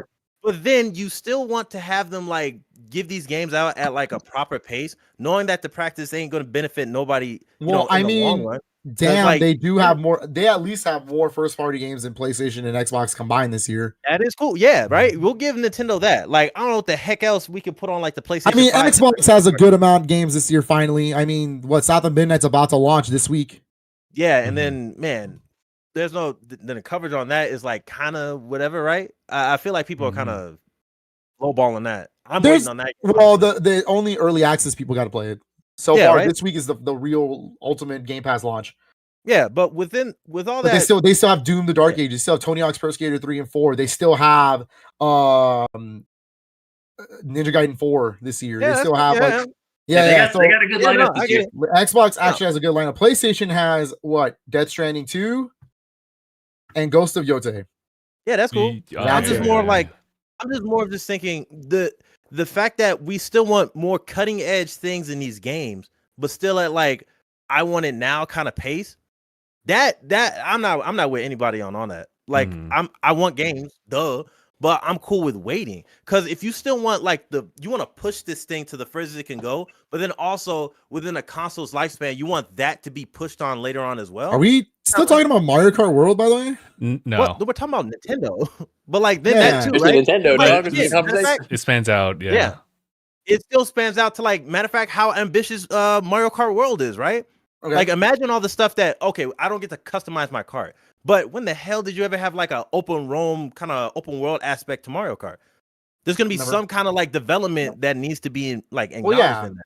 Hmm. I'm just but like, also, bro, but also, Nintendo is historically known for being the most like they understand how to budget time, even because you might think they're releasing this as soon as you think. You have to remember how old Mario Kart 8 actually is, dog. It's been 13 years or so, or almost 15 years now. yeah, I know.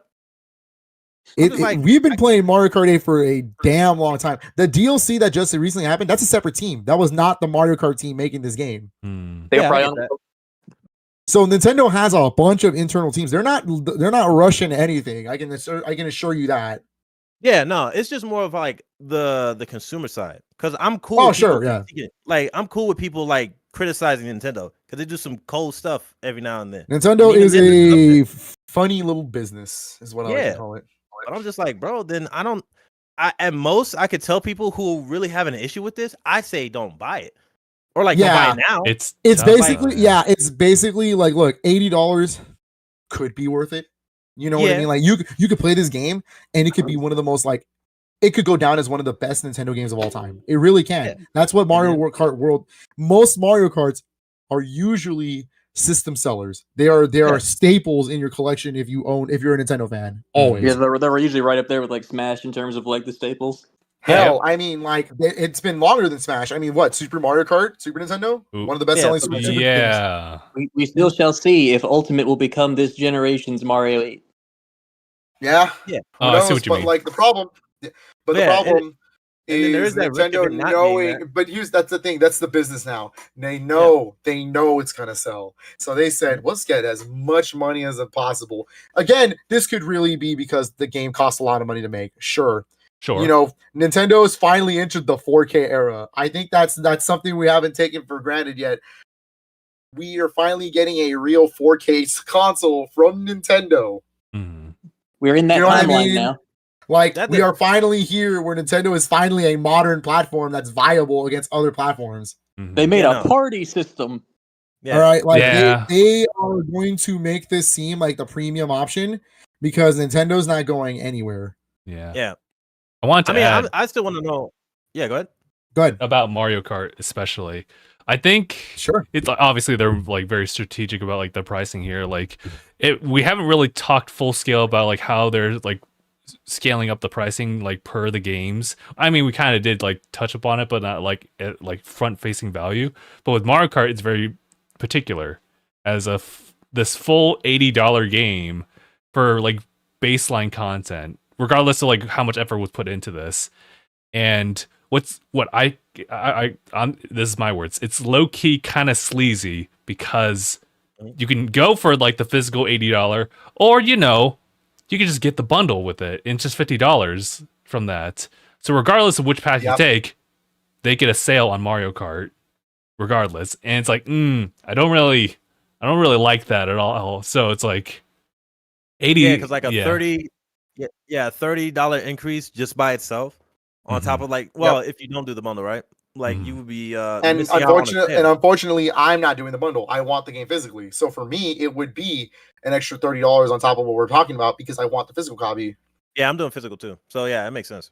So it is a sleaze move. So like, man, it's a cold move to kind of push you on that for the sales part. But now, again, but here's the thing. I think we all expected games to be $70 a generation for them. I think that's not the problem here. I think that's become that's standardized.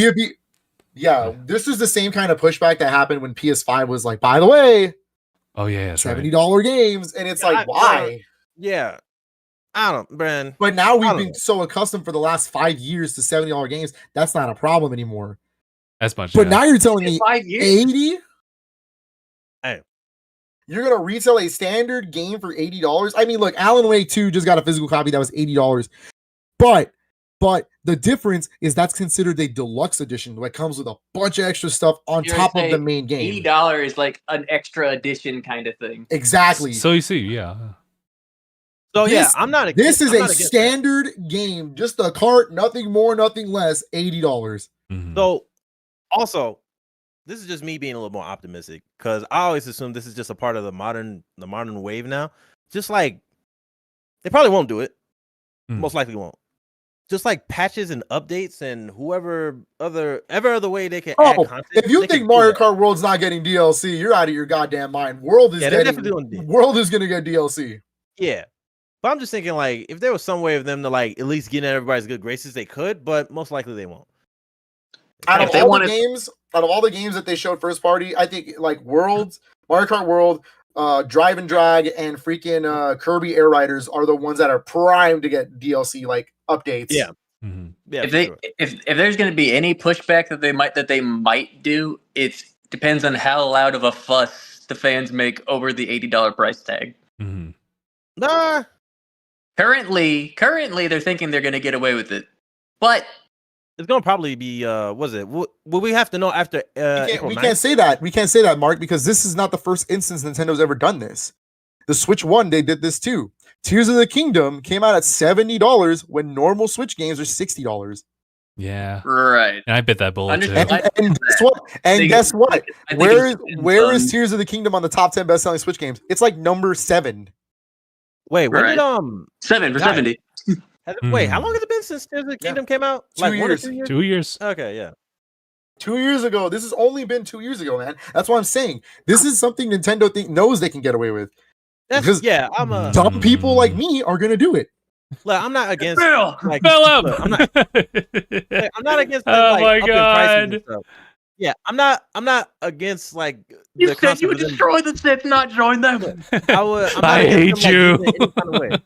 Yeah, any kind of way for them to get more money, sure. But then, bro, I honestly would just say, don't buy this stuff. Like, I don't know, man, because I'm probably not like anybody in this scenario. I'm not gonna lie, because Nintendo's practices as a company, and then some of the stuff that the consumers want, I'm like, it makes sense whenever I hear like a sound criticism, but then at the same time, I'm like, y'all the kind of people who would probably just keep, badgering and doing any kind of way you would when you have the game anyway, like scalpers, and then what's the nonsense going on with the physical carts where that's what I wanted to get into next. So the next topic I wanted to bring up is the actual this is the physical carts. So there's a lot of confusion.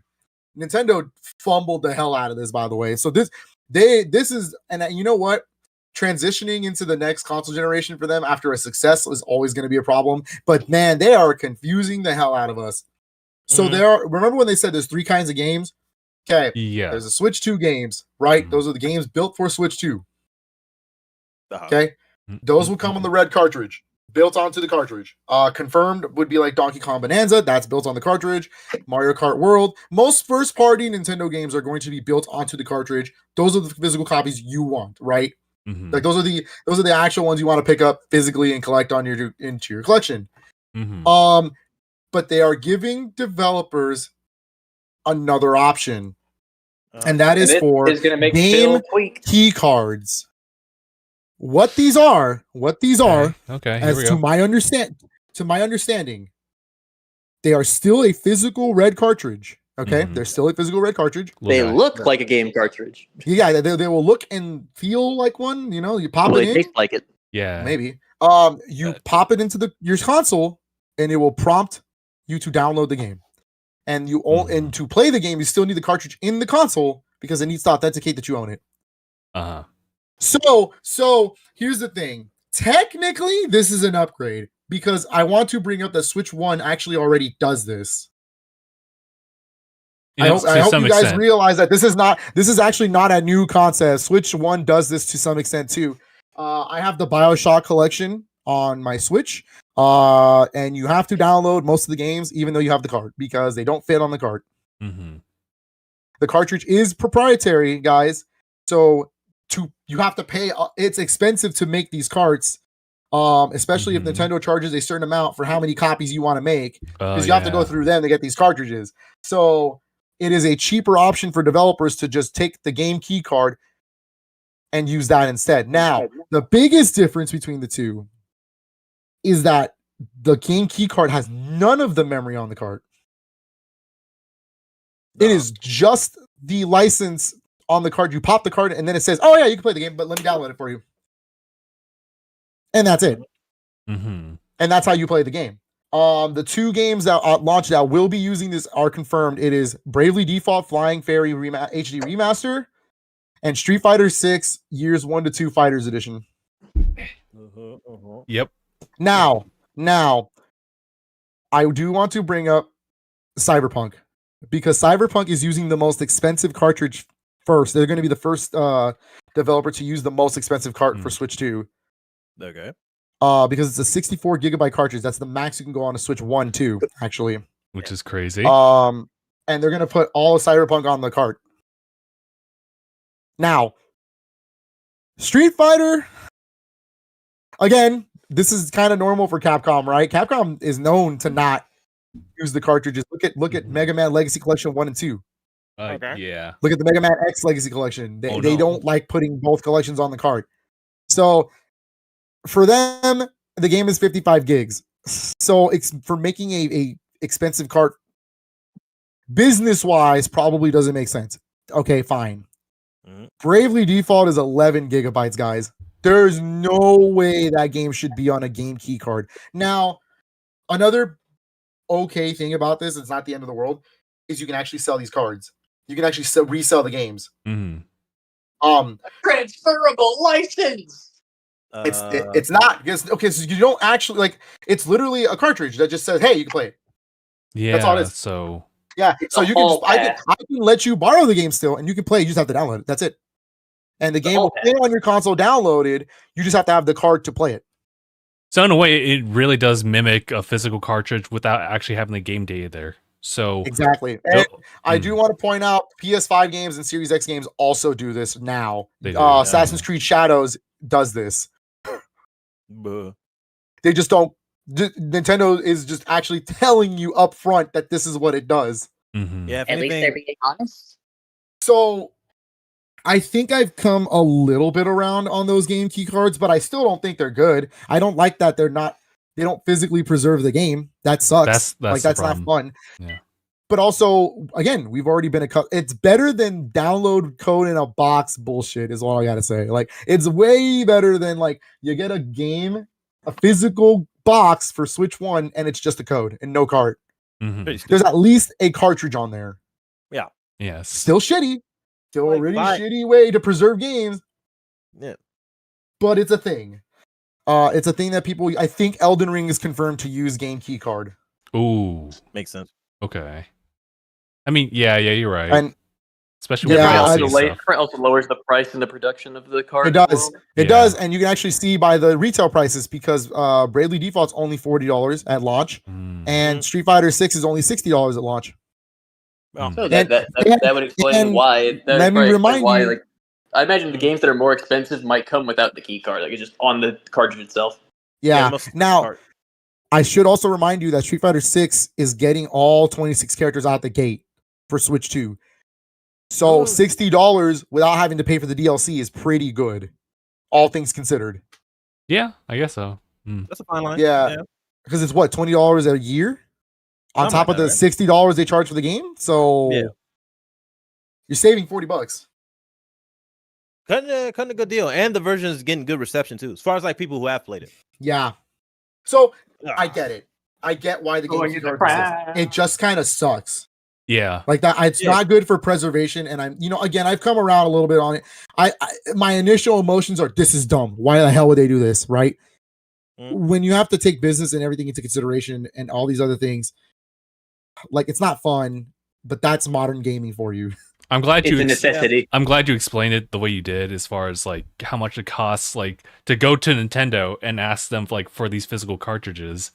Just so you can put games in there. Like, it makes sense that you could like just shove like 11 gigs of Bravely Default into it, but like if it's cheaper to not like have that option, then I guess Square would do that, especially if they don't know what the returns are for like Bravely Default. So I don't like it either. I also think something to also consider is that, like, you know, hypothetically, this eShop may like, you know, go kaput like 15 years later down the line, in which case those game key cards don't mean anything if you don't already have downloaded. That key card best pass over to the next shop. That's true. Yeah, hold on. Yeah, I've been trying to, because you need the internet for it.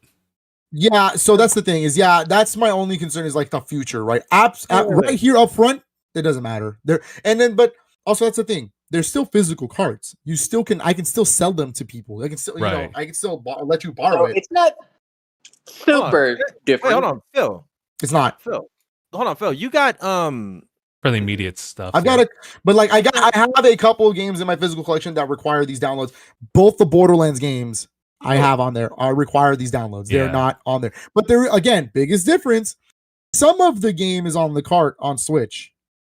No, hold on. What I was trying to say, it just couldn't hold the rest of it. That's the difference. The game I was going to ask you about, that this is a PlayStation game I was trying to think of. Was it fucking? Is it PT? Okay, sure. Okay, PT, right? You can't download that right now off of any store because it's gone. Yeah, it's gone. Yeah, you're Konami removed it. But you still have it. I have it downloaded on my PS4 because I never removed it. Yeah, and if you never remove it, is that like the closest way of preserving the game without it being physical? Yeah, basically. Just don't touch it. Leave it on your console and don't ever touch it. Because with this key card thing, as long as it doesn't have DRM, as long as it doesn't have to do an online check. Oh yeah, DRM. Yeah. Also, that's what I'm thinking with this. Because you could download. I mean, this thing is, that's where pirates are going to win, is because you can just rip that data straight off a console like Phil has it right now, and then just emulate it. That's what I'm saying. But like I said, these are not the key card itself is the DRM. So that's the only thing. The Switch only has to check for the card. That's it. Doesn't have to go online. You can play these games offline still. Yeah, that's what I was like. As soon as you download it after, that's like you're cool after that. Say if it does take like whatever game they decide to do this key card thing with, and it's taken off their online store, will you still be cool to have this game? Yeah, see, that's no, probably not. But okay, here's the thing though. I don't know how they're gonna do it. Because with Switch 1, it's not downloading it from the eShop. It's downloading it as if it was an update. You pop the game in, the icon shows up, and then it says, "Hey, update required," and it downloads it like an update. I see. So I don't know if that's what this is going to be. If that's the case, 3DS can still update games. eShop's closed, but you can still update your games. Yeah, they didn't take those away. Yeah, I'm trying to see. So I don't know how that works. If they could roll with something of meeting us in the middle for like preservation, then sure. But yeah, if they can't find a way of preserving these games in any fashion. Now, I also think you're going to see a lot of this year one. I don't think you're going to see a lot of this later on in life. Like these are going to be games that already exist, and they want to port them as fast as possible to get money off of these. So that's why they're going to put the game key cards on the game on Switch 2. I think later on, when there are new games coming out and they actually know, like how is Damon Cross Machina not a game key card? That's an actual card. Okay, I see. So it's like, yeah, so it's very 50-50. I don't know. I don't like it, but I guess that's modern gaming, ladies and gentlemen. It's a better alternative than what we had before. Yeah. Yeah. Because I mean, look, hey, Street Fighter 6 also isn't complete on the disc on PS5 either. So there's, I mean, like, yeah. Some of those and games also, you have to expect that. Maybe it's misinformation. Maybe there is some stuff on the cart. You don't know. Maybe the versus mode is on the cart and everything else has to be downloaded, like Fighting Ground and whatnot. It's not full. What if it's just partial? Is that what they're exactly? So if that's the case, then we're making a big stink out of nothing. This is already a thing that happens on the Switch 1. It could be like just misconception about like what it is, because on certain websites like Walmart, you can actually see the box cover and they actually explicitly say it's like 11 gigs Bravely Default, and like how like it works. And for what I totally understand of it, yeah, it's pretty much what we have, which is that it's just, a blank card, but it's just pretty much giving you confirmation that you can download it in full. Yeah. So game key cards, fine, I guess. Price accordingly, please. That's all I'm asking. But I'm not happy about it, but I'll tolerate it. Yeah. What I won't tolerate is Switch 2 edition physical copies. Here we go. Lock in. If this is the actual reason, if those are actually what they are, mind you, what I'm going to explain what is so far. What is they? If you look at the box for like the Legends, because remember how Nintendo said they're going to release Switch 2 editions physically. In theory, that's actually pretty cool. Okay. Technically, you'll be buying an upgraded version of, let's say, Breath of the Wild. And I'm like, wow, I have a Switch 2 cartridge that would have Breath of the Wild with all its upgrades on it. That's great. I got you. No, apparently, according to the description, because this is where I'm confused. The box has this ugly ass text on the bottom, by the way, for all the Switch 2 editions. And it literally says, this contains the Switch 1, a Switch game, Switch 1, they don't call it Switch 1, but Nintendo Switch game plus upgrade pack. If you want the upgrade pack, you buy it separately. Someone in Nintendo of UK has already asked customer support, what does that actually mean? Does that mean, like, what are they implying? And I guess the implication is that the Switch 2 version of the game physically will contain a Switch 1 cartridge. So it's not the red card, it's the gray card. And then have the download code for the upgrade pack. They're just clearing inventory. So when I pop it open. If you pop it open, there's a download code for the upgrade pack, but the game card itself is a Switch 1 card. It's just the same one that we already have. There's no difference. But the box itself is branded as Switch 2. But it's a great card. And let me give you some prices, baby. Do you remember how I said earlier, $10 for like normal 4K 60 frame upgrades, but then $20 for content upgrades? Okay, cool. Yeah. Nintendo wants to make sure you know that, because $80 for Tears of the Kingdom, because technically that's a $10 upgrade, and Tears of the Kingdom sold at $70, so there's your math. $70 for Breath of the Wild, because again, $10 upgrade. $80 for Super Mario Party Jamboree, because it's a $20 upgrade, and the game's still sold at $60. You get what I'm trying to say here. Kirby in the Forgotten World is a $80 release as well, because it's a $20 upgrade. Oy. So they're going to charge you the $80 if you don't already own the games, basically, is what they're trying to tell you. With everything on it? Are they trying to... No, that's the thing. So if like the master mode... No, well, no. Oh, you know what? I don't know. I didn't actually you know what? I forget Breath of the Wild's the only game on this list that has DLC. I don't know if Breath of the Wild comes with the DLC on the card. That'd be interestingly funny if it didn't. Hold on. No. That'd be super funny if it didn't. No. Hold on. Which is funny, because they really could have went with 80 on that one too. By that logic. But listen. The problem here is that I would have been willing to double dip for these games if they were actually on the red cartridge, a Switch 2 branded cartridge, and there's no code. Everything's on the cart. That means you pop it in, and technically you are playing a Nintendo Switch 2 edition of this. Basically, The Last of Us Part 2 remastered to The Last of Us Part 2 on PS4 is what I'm trying to get at. Who started that trend? Was it PlayStation? Yeah, Yeah. PlayStation started this trend for sure. But but at least with let me give you props to PlayStation. At least with their remasters, you can get a real physical disc with the game on it. So That's the only thing he can give them. that's the only thing I can give them on that one because I own Uncharted Legacy Thieves Collection. They're both on the disc, Okay, hold on. Let me see. and all it is an upgraded version of the same games on PS4. I know I'm sick of the consumers, but again, I'm sick of the companies too. So this is what I'm trying to get at. Like, if they were actual Switch 2 carts with everything on the cartridge, nothing crazy, I would be like, well, they're part of the collection. I got to get them, for like first party reasons. I get it. Now that this is the thing. This is still rumors because we need to see someone actually open a box. Oh yeah, my bad. It's a rumor. Dang. Well, no, it's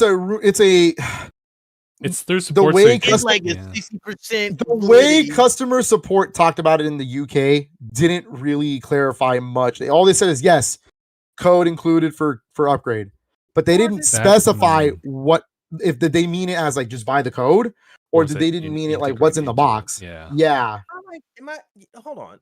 So we don't like what? We don't know yet until we actually. So my plan is to pre-order both the Zelda games for let's put the pre-order down. Sure. Not pay it off and wait a little bit closer to launch to see what those are going to be in the box if I have the reason to cancel them or not. That 2-day window, yeah, that's fair. Yeah, because I'm not gonna lie to you, if they're just Switch 1 games in a box, I am out. Like, I'm not picking those up. Those are not going to be considered part of my collection because there's no reason to. When I pick up Metroid Prime 4 Beyond and Pokemon Legends ZA, I will be getting Switch 1 versions and just getting the upgrade packs later. Because there'll be no reason for me to get a physical copy of those of Switch 2 when they don't even have Switch 2 cartridges. Or yeah. Now, again, it's cool for people who don't own the games already, obviously. Like, sure, Metroid Prime 4 makes sense. If you buy the Switch 2 version, technically, you will get the Switch 1 cart and you will get an upgrade pack. I feel like hurting somebody. Let me see. Where's but, like, I don't know. That's kind of useless when it's, like, doesn't really match the branding. So I'm just going to get them on Switch 1 with the branding for Switch 1 games and then just buy the upgrade pack later. That's just DLC. Right. You're not lying. That's a good way of looking at it. That's what I was thinking. But like, I didn't think about it, about them doing a gray cart and a Switch 2 cart, like box art. Yeah, it's dumb. But like, it's okay. So that's happening there. And those are still $8 price tags for some of those is disgusting. That's probably more egregious than freaking Mario Kart, to be honest with you. Which one? Those are probably more egregious than Mario Kart. At least Mario Kart's a new game. Fair. It is new. Yeah. Guys, I don't know. So that's actually the most. You would think game key cards are the most offensive thing to me, but these are the most offensive ones to me. Yeah. And do you have any thoughts before I move on to backwards compatibility? Oh boy. Well, we already cleared $80 for Mario Kart, and we understand that that's what Nintendo wants to do with that game. And we don't have a lot of like games to like new games too to really like balance off like whether or not that's going to be the new norm, because Donkey Kong is like 70, but that's kind of the only exception. We don't know what's going to happen. Like if Metroid, right, if they're out here to say like, yo, this took like several years to make and a lot of like fumbles here and there, $80. It's like, oh god. Yeah. And that's like 70 Switch upgrade 80. So it's like but we don't really know. So yesterday I rewatched our video about the Switch being like worth it in this year. Oh yeah. Even though was it me and Phil said yeah and you said no, Justin, but it's still from the same perspective of money. Bro, if the money is the issue, which I get it, bro. Like I don't want to $80. I don't want to spend all that stuff as the new norm. But if that's the new norm, it's going to have to be the new norm. Unless there's some way we could flip their head, I don't know what else we can do. I'd rather you just save your money and keep your Switch 1. And then also, you kind of have to like work around it. Isn't it still like $300, $350 if you get the OLED, right? Yeah, just about. Still. So, bro, you got options. I'd rather you just not pop a blood vessel and just do it because it's the new thing if you can't get it. So like now, I want to bring up backwards compatibility because this is a point of contention. Ooh. Because what we assumed was going to be backwards compatible like games, and why they had to say most games, it was going to be like Labo, right? Like that was obviously the thing. No, it turns out that there are going to be games that have issues on Switch 2, and they are making a list of the games. Nintendo is going to be updating this list here and there. It says the next updated April 1st, 2025. Oh, Mark's gone. Bye, Mark. He hated us. Bye, Mark. He couldn't handle all the Nintendo talk. I'm hurt. It was crazy. Next update plan for later in April. So let me break this down really quick. I just kind of want to give a quick glimpse of this, but first party Nintendo games. There was 122 games on the Switch that are first party. Okay. Only one single game will not be compatible for the Switch 2 in terms of first party games. I'll be pissed. What is it? Nintendo Labo Toy-Con 4 VR kit. And this is the details. The Switch 2 console cannot be inserted into the Toy-Con VR goggles accessory, so this game cannot be played. That's it. It's exactly what we thought was going to happen, right? Okay. Next, games. These are still first party. Games that require Nintendo Switch Joy-Cons to play, even though you're playing on Switch 2. So these are games that you cannot play with the Joy-Con 2. Joy-Con 1 is backwards compatible. You can attach those wirelessly. You just have to find a way to charge them. Okay. Ring Fit Adventure, 1-2 Switch. Everybody 1-2 Switch. Everybody. Game Builder Garage, Nintendo Switch Sports, WarioWare Move It, Nintendo Labo 1, 2, and 3. That's it. Oh. Yeah, and all of them make sense. You need the Joy-Con for Ring Fit Adventure's like ring thing, so that makes sense. Okay. 1-2 Switch, everybody 1-2 Switch. Garage Builder and WarioWare all have the same reason. You need the IR sensor. Switch 2 Joy-Cons do not have an IR sensor. Okay. And we kind of knew this. I knew that was going to happen. But hey, at least you can still play the games on Switch 2. You just need to have a Switch Joy-Cons attached or like connected to it. Yes. And then for the Labos, it's just more like here. Labo 1 detail. While Nintendo Switch Joy-Con can be used with the included Toy-Con accessories, the Switch 2 console cannot be placed in the fishing rod, motorbike, piano, or house Toy-Con accessories, nor can the RC car Toy-Con accessories antenna be attached to Switch 2 console. So it will differ from the original game experience, but you can still play it. You just can't have them in the actual like thing. It's pretty detailed. Yeah. Yeah, Nintendo Labo 2. Joy-Con 2 can't be attached to the Toy-Con robot accessory, but if you have a Switch Joy-Con, you can still play the title on Switch 2. Okay. And then same with this one, vehicle kit. While Nintendo Joy-Con can be used with the included Toy-Con accessories, the Nintendo Switch 2 console cannot be placed in the screen stand included with this title, so it'll differ from the gameplay experience. I see. Yeah, they actually went into detail and figured out what's not possible. So Switch Sports is only on here for one reason. Joy-Con 2 controllers do not fit inside the leg strap accessory, so it's only possible to play the soccer shootout mode using Joy-Con for Switch 1. Everything else you can play with Switch 2. Okay. Same goes for WarioWare. Joy-Con 2 controllers don't include IR motion camera, as is featured on the Joy-Con right. So it's only possible to play micro games that use this feature if you wirelessly connect a Joy-Con right. I see. Yeah. So it's things like this that you have to take into consideration with Nintendo first party. Other than that, according to this chart, everything else first party wise is compatible. Okay. Yep. Okay. They made sure of it. It's the third parties we're gonna have problems with. Ready for this? I'm not gonna go into details because there's no details. Celeste.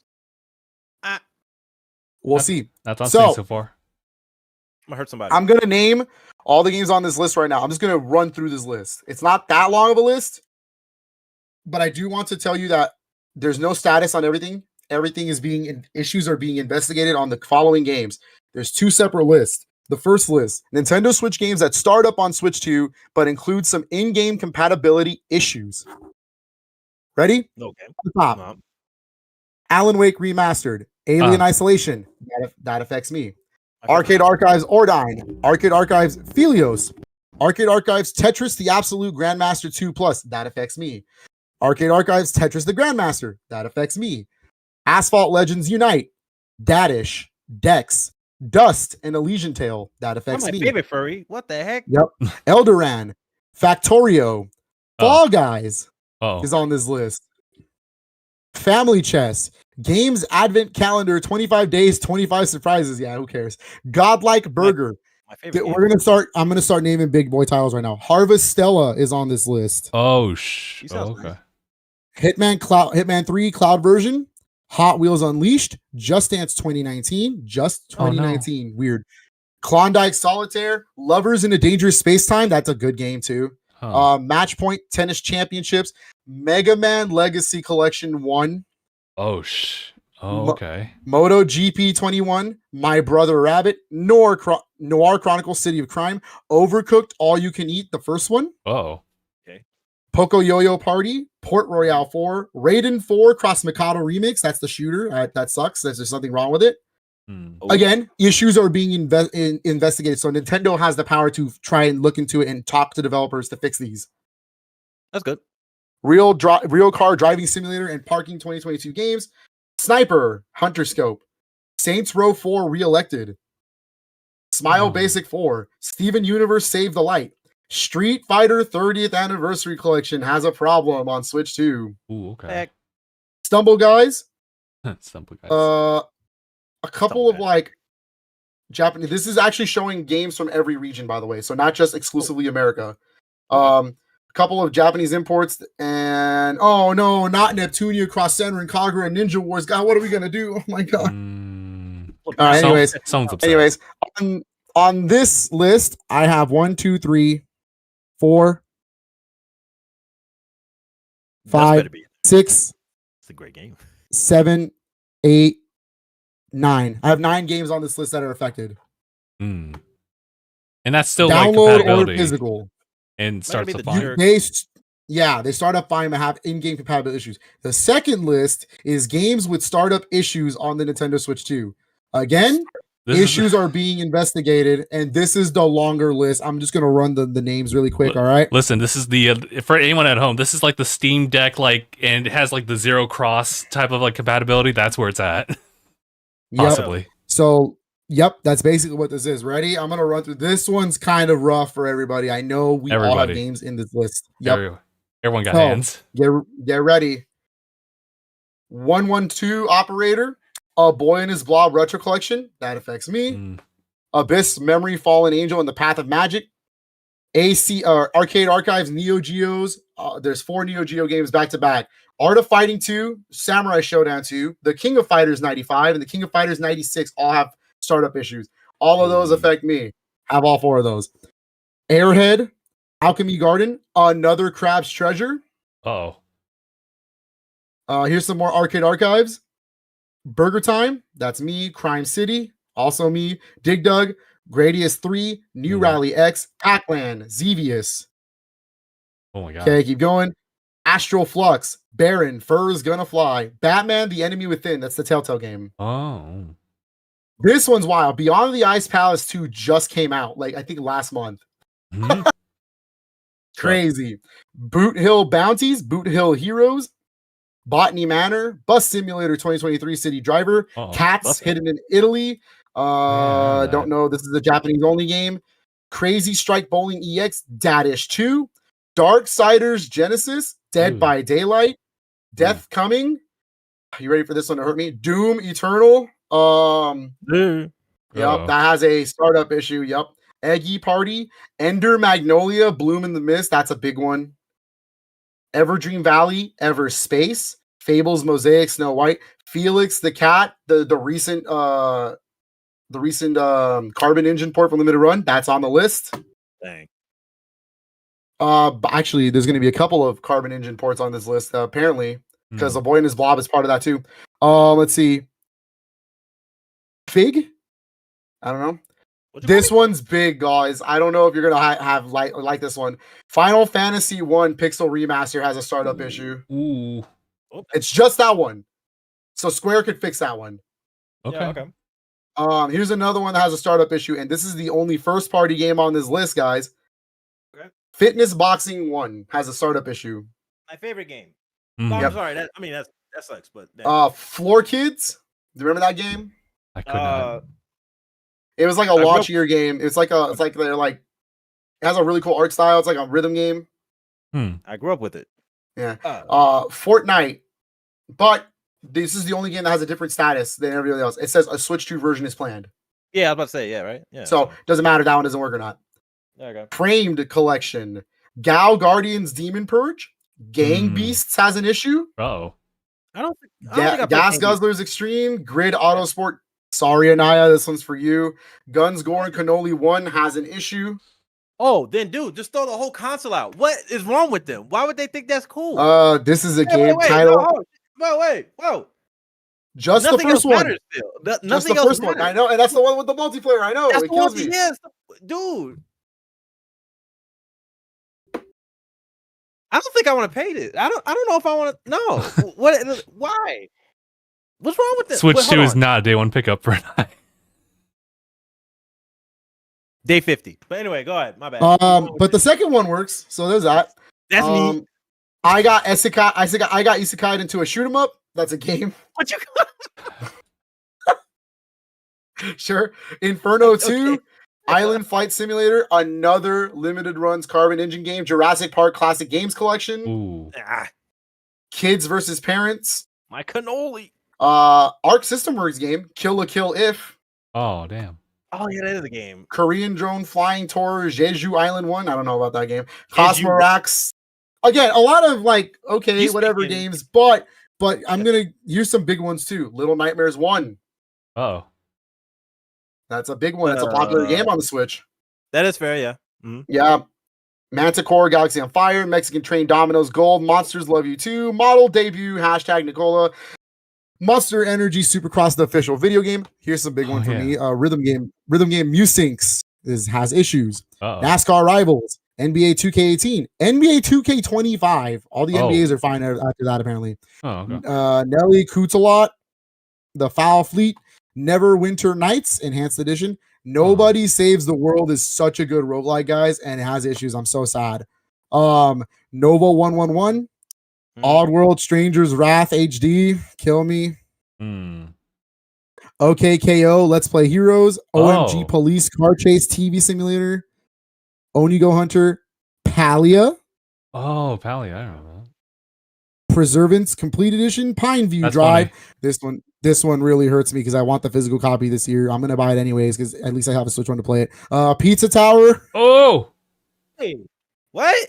Yep, Kill Me. Plants vs Zombies Battle for Neighborville. Raiden about 3 that? Cross Mikado Maniacs. Rhapsody Morrow Kingdom Chronicles. Rims Racing, another carbon engine game right now. River City Girl Zero has an issue on the Switch 2. Rocket League. Roller Champions by Ubisoft. Saviors of Sapphire Wings / Strangers of Sword City Revisited from NIS America. Skulls of the Shogun Bonafide Edition. Slayin 2. Soul Dog TD. South of the Circle. Another big one. Here's some big ones coming up right now. South Park: The Fractured Butthole. Oh no, my butthole. Sporticians 24. Two really important games to me that I'm really upset they're on this list. Star Wars Episode 1 Racer and Star Wars Dark Forces Remastered, the recent one from Night Dive. Kill me. They did do dirty. They did you They'll dirty, fix sir. those. Night Dive will do the fix. I don't know if Aspire will do the fix for Episode 1. Who knows? Strania. The Stella Machine EX, Summer Pockets, Super Mega Baseball 3, Super Neptunia RPG, Taiku no Tatsujin Rhythm Festival. That's the drum game. Oh, that's Yeah. okay. Yep. Taito Milestones, The Cube. The cube. The first two Jackbox parties have an issue. Uh-oh. That's fun. The Journey Down trilogy, The Talos Principle, that's a Devolver Digital game. Mhm. Toho Gokyoku Ibun, Sunken Fossil World. I'm sorry, Justin, but Travis Strikes Again, No More Heroes has an issue. Uh-oh. Oh. Yep. Tricky played. Towers. That's actually a really fun puzzle game. Trip World DX, another carbon engine game. Been played, fellas. Don't know this game. It's in Japanese. Trove. Trover Saves the Universe. Oh, that game. Oh, okay. Yeah. TT Isle of Man, Ride on the Edge 3. That's the motorcycle game. The first Under Night in Birth has an issue. Okay. That's fine. That's Undernauts, Labyrinth of Yomi. That's actually a really cool dungeon crawling game. V Rally 4, Warface. Warframe has an issue. That's kind of rough. Warp Shift. Who Wants to Be a Millionaire? Oh no! Go on. I know. Wolfenstein 2, The New Colossus. My favorite game. Wolfenstein 2, The New Colossus is on this list. That's actually kind of rough. Yep. Wolfang 2001 Skullfang Saturn Tribute Boosted. That's actually a shooter. That's not in America yet. Huh. World of Tanks Blitz. Another Carbon Engine game. Extreme Oh, Sports. no. That's a way forward game. Yep. Oh, Victor Run Overkill Edition. Some Japanese titles. No, not Senran Kagura Reflections. we're so cooked. What are we doing? we're so cooked. Is that the one where you got the hamburger helper hand to touch people? Is that Yes. the game? One Yep. of those. No, it's the one. It's the one. Yeah. Oh, okay. It's the game. Like, well, Star Melody Umemi Dreamer. I don't know. Knights of Azure yeah. 2, Bride of the New Moon. This one's rough, Justin, because Limited Run's about to do a physical copy of this soon. Oh, really? And this is Assault Suit Lionos 2 Saturn Tribute. Oh. Process of Elimination. that sounds fun. And this one's gonna hurt you, Justin. I'm so sorry. This is the one for you. Just pull the band-aid. Tokyo Xanadu EX Plus. That's rough. That's a good one. That is rough. That's your Vanity. list. These are games that cannot even start up. Again, every one of them other than Fortnite says issues being investigated. So here's my thing. So maybe it would work. Maybe Nintendo can figure something out, or they talk to publishers and developers to figure something out real quick. Yeah, it's definitely gonna be like what part of the spec is interfering with that. But also just Oh, well, it's easy. The Switch 2 is not natively playing these games. The Switch 2 is playing these with emulation. Oh yeah, I heard about that.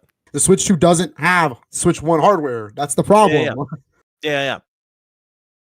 In order to keep up Backwards with the market. compatibility was always going to be a major issue. So Yep. I might not even get rid of my Switch like that. I might just keep that around Right. plugged in. That's what I was gonna You don't know. do. Look, hold on. First of all, I wasn't gonna get rid of my Switch. Period. I Well, was no, just me gonna, neither. like, but like I meant like Some No, like, people play might it. Like, I do wasn't it gonna stop. unknowingly. this is such a like. Why would I? Like the thing is, the idea of moving with the next console, sure, but then there's still like an issue of like what games even get carried on with it. Like it's not as much as I had like optimism for it. I'm not gonna put my full stock into them. They keep dropping the ball. So I need them and to this list fix. shows that. I need them to fix a good amount of those games. Mm-hmm. For sure, I really want them to fix a good amount of those games because a lot of those games affect me. I have a lot. I have a big Switch collection, obviously. I have a lot of those Carbon Engine games because I love the re-releases, and I think the three that really affect me. I don't even have Tokyo Xanadu, but I plan on getting it. That affects me big. I love Falcon games. You know what? I'm glad none of the Legend of Hero games are on this list, and none of the East games are on this list. We dodged the bullet there. Ooh. Hold on.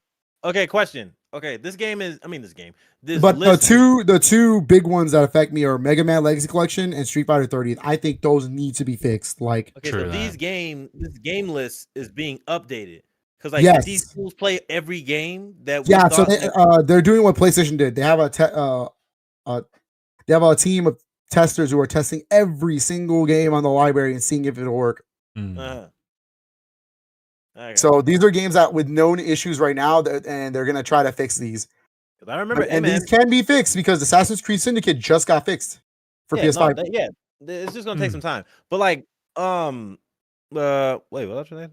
I was still on the idea of like the library being moved from the Switch 1 to Switch 2. And I thought, being optimistic. Mm-hmm. But again, they dropped the ball. So it's just like, man, stick with your Switch 1. Save your money. At you least wanna for get- me, Switch 1 Yeah. first party is working. So Mm-hmm. Yeah, Switch 1 first party, yeah. that's I think the big one for me. If it was a Nintendo game itself that couldn't work on Switch 2, that sucks. Mm-hmm. Yeah. I think most of the stuff that they're doing right now, I mean, depending on what kind of I'm also glad the recent Capcom fighting collections are working. You know what I mean? Those Yeah, are good. that's true. That's true. If Marvel didn't work Yeah. on Switch 2, I'd be pissed. Capcom, the fighting collection, they'd be like, oops, Yeah, my or bad. Capcom Fighting Collection 2 when it's coming out, you know? Oh, my yeah, bad, that's guys. right. Guess But that's not getting a Xbox has a Switch 2 version. That's not even getting a PS5 or Series X version. Like, I mean, they No. kind of don't need that. no.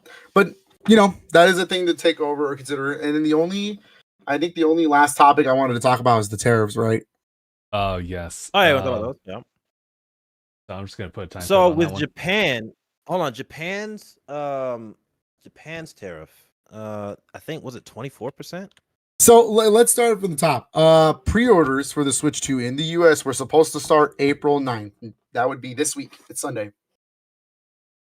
And it turns out Nintendo had to pull those back really quick because it's just unfortunate timing. But the current administration has now put tariffs on a lot of big countries. And Nintendo anticipated these tariffs. That's why they moved their production from China to Vietnam in 2019.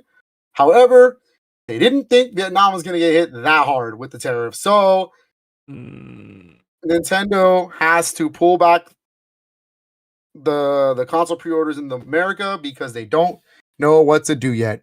Because if they wait, what was Vietnam's tariff? 49%. 49%? I thought it was 46. Because I mean, but like, yeah, you're right. You're right. 40. But like, so it's pretty high. So it turns out the thing is, and if I were Nintendo, I'd have to, unfortunately I would have done this too. I wouldn't have let those pre-orders go either because here's the thing, we're talking about getting the stock into the States. This Switch 2 stock is ready to go. This is all probably in their warehouse already. Okay. I'm listening. Imagine if they had to sell those for $450 each. But now, and then later on, they have to raise the price. It would look really bad on them. So now we don't know if they have to raise the price or not. And this is unfortunate because everything is just really bad timing because all eyes are on Nintendo. They're unfortunately launching a console during this shift. And it's going to affect every manufacturer. It's not just going to affect Nintendo, but the problem is Nintendo's the one in the limelight right now. Right. Yep. So it's going to look bad if they have to charge almost $600 for this console, is what it's estimated at. Oh. Yeah, right? Yeah. And at that price, I don't know if I can do it. I mean, I wouldn't blame you, sucker. Like I was joking around. I said, here, I'll make a fair deal. $600 for the console, I'll pay for it if you promise that MSRP for all games are $70. Yeah, if they can even out stuff for the games, probably. But then I'll throw in Welcome Tour while you're at it. Like, it's stupid. Like, depending on because it's not just like the Vietnam part of it, but then like every other place that uses parts for the manufacture of the console. So like if you get pieces from China, if you get pieces from the labor to fix them together in Vietnam, but then also the chips and the minerals for the chips from like I don't know, like the UK. Like who knows where they scatter all these tariffs and ideas from? But like that all adds up to probably make a bigger percentage. So yeah, the fact that 600 was like their perceived value. Tough titties.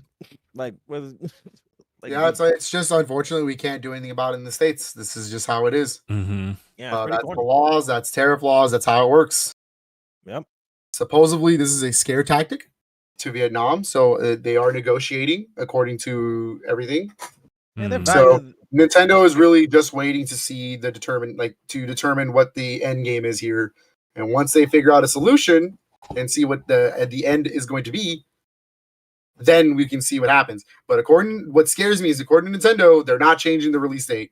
June 5th, they're sticking to their guns. So the longer we here in the States go on without pre-ordering, the shorter and harder it's going to be to get one of these things. In UK, they already put up the pre-orders and they were gone within minutes. That's scary. Yeah. Yeah, in the UK, they're gone. Tough. And Canada still plans to put up their pre-orders on the 9th. Oh boy. What about the easygoing people? Yeah, I believe Canada and Mexico are still ready to put up their pre-orders on the 9th. It's like I said, it's just the US that's being affected in North America. So stupid. Well, whatever. It's a tough situation, and there's not much we can do about it.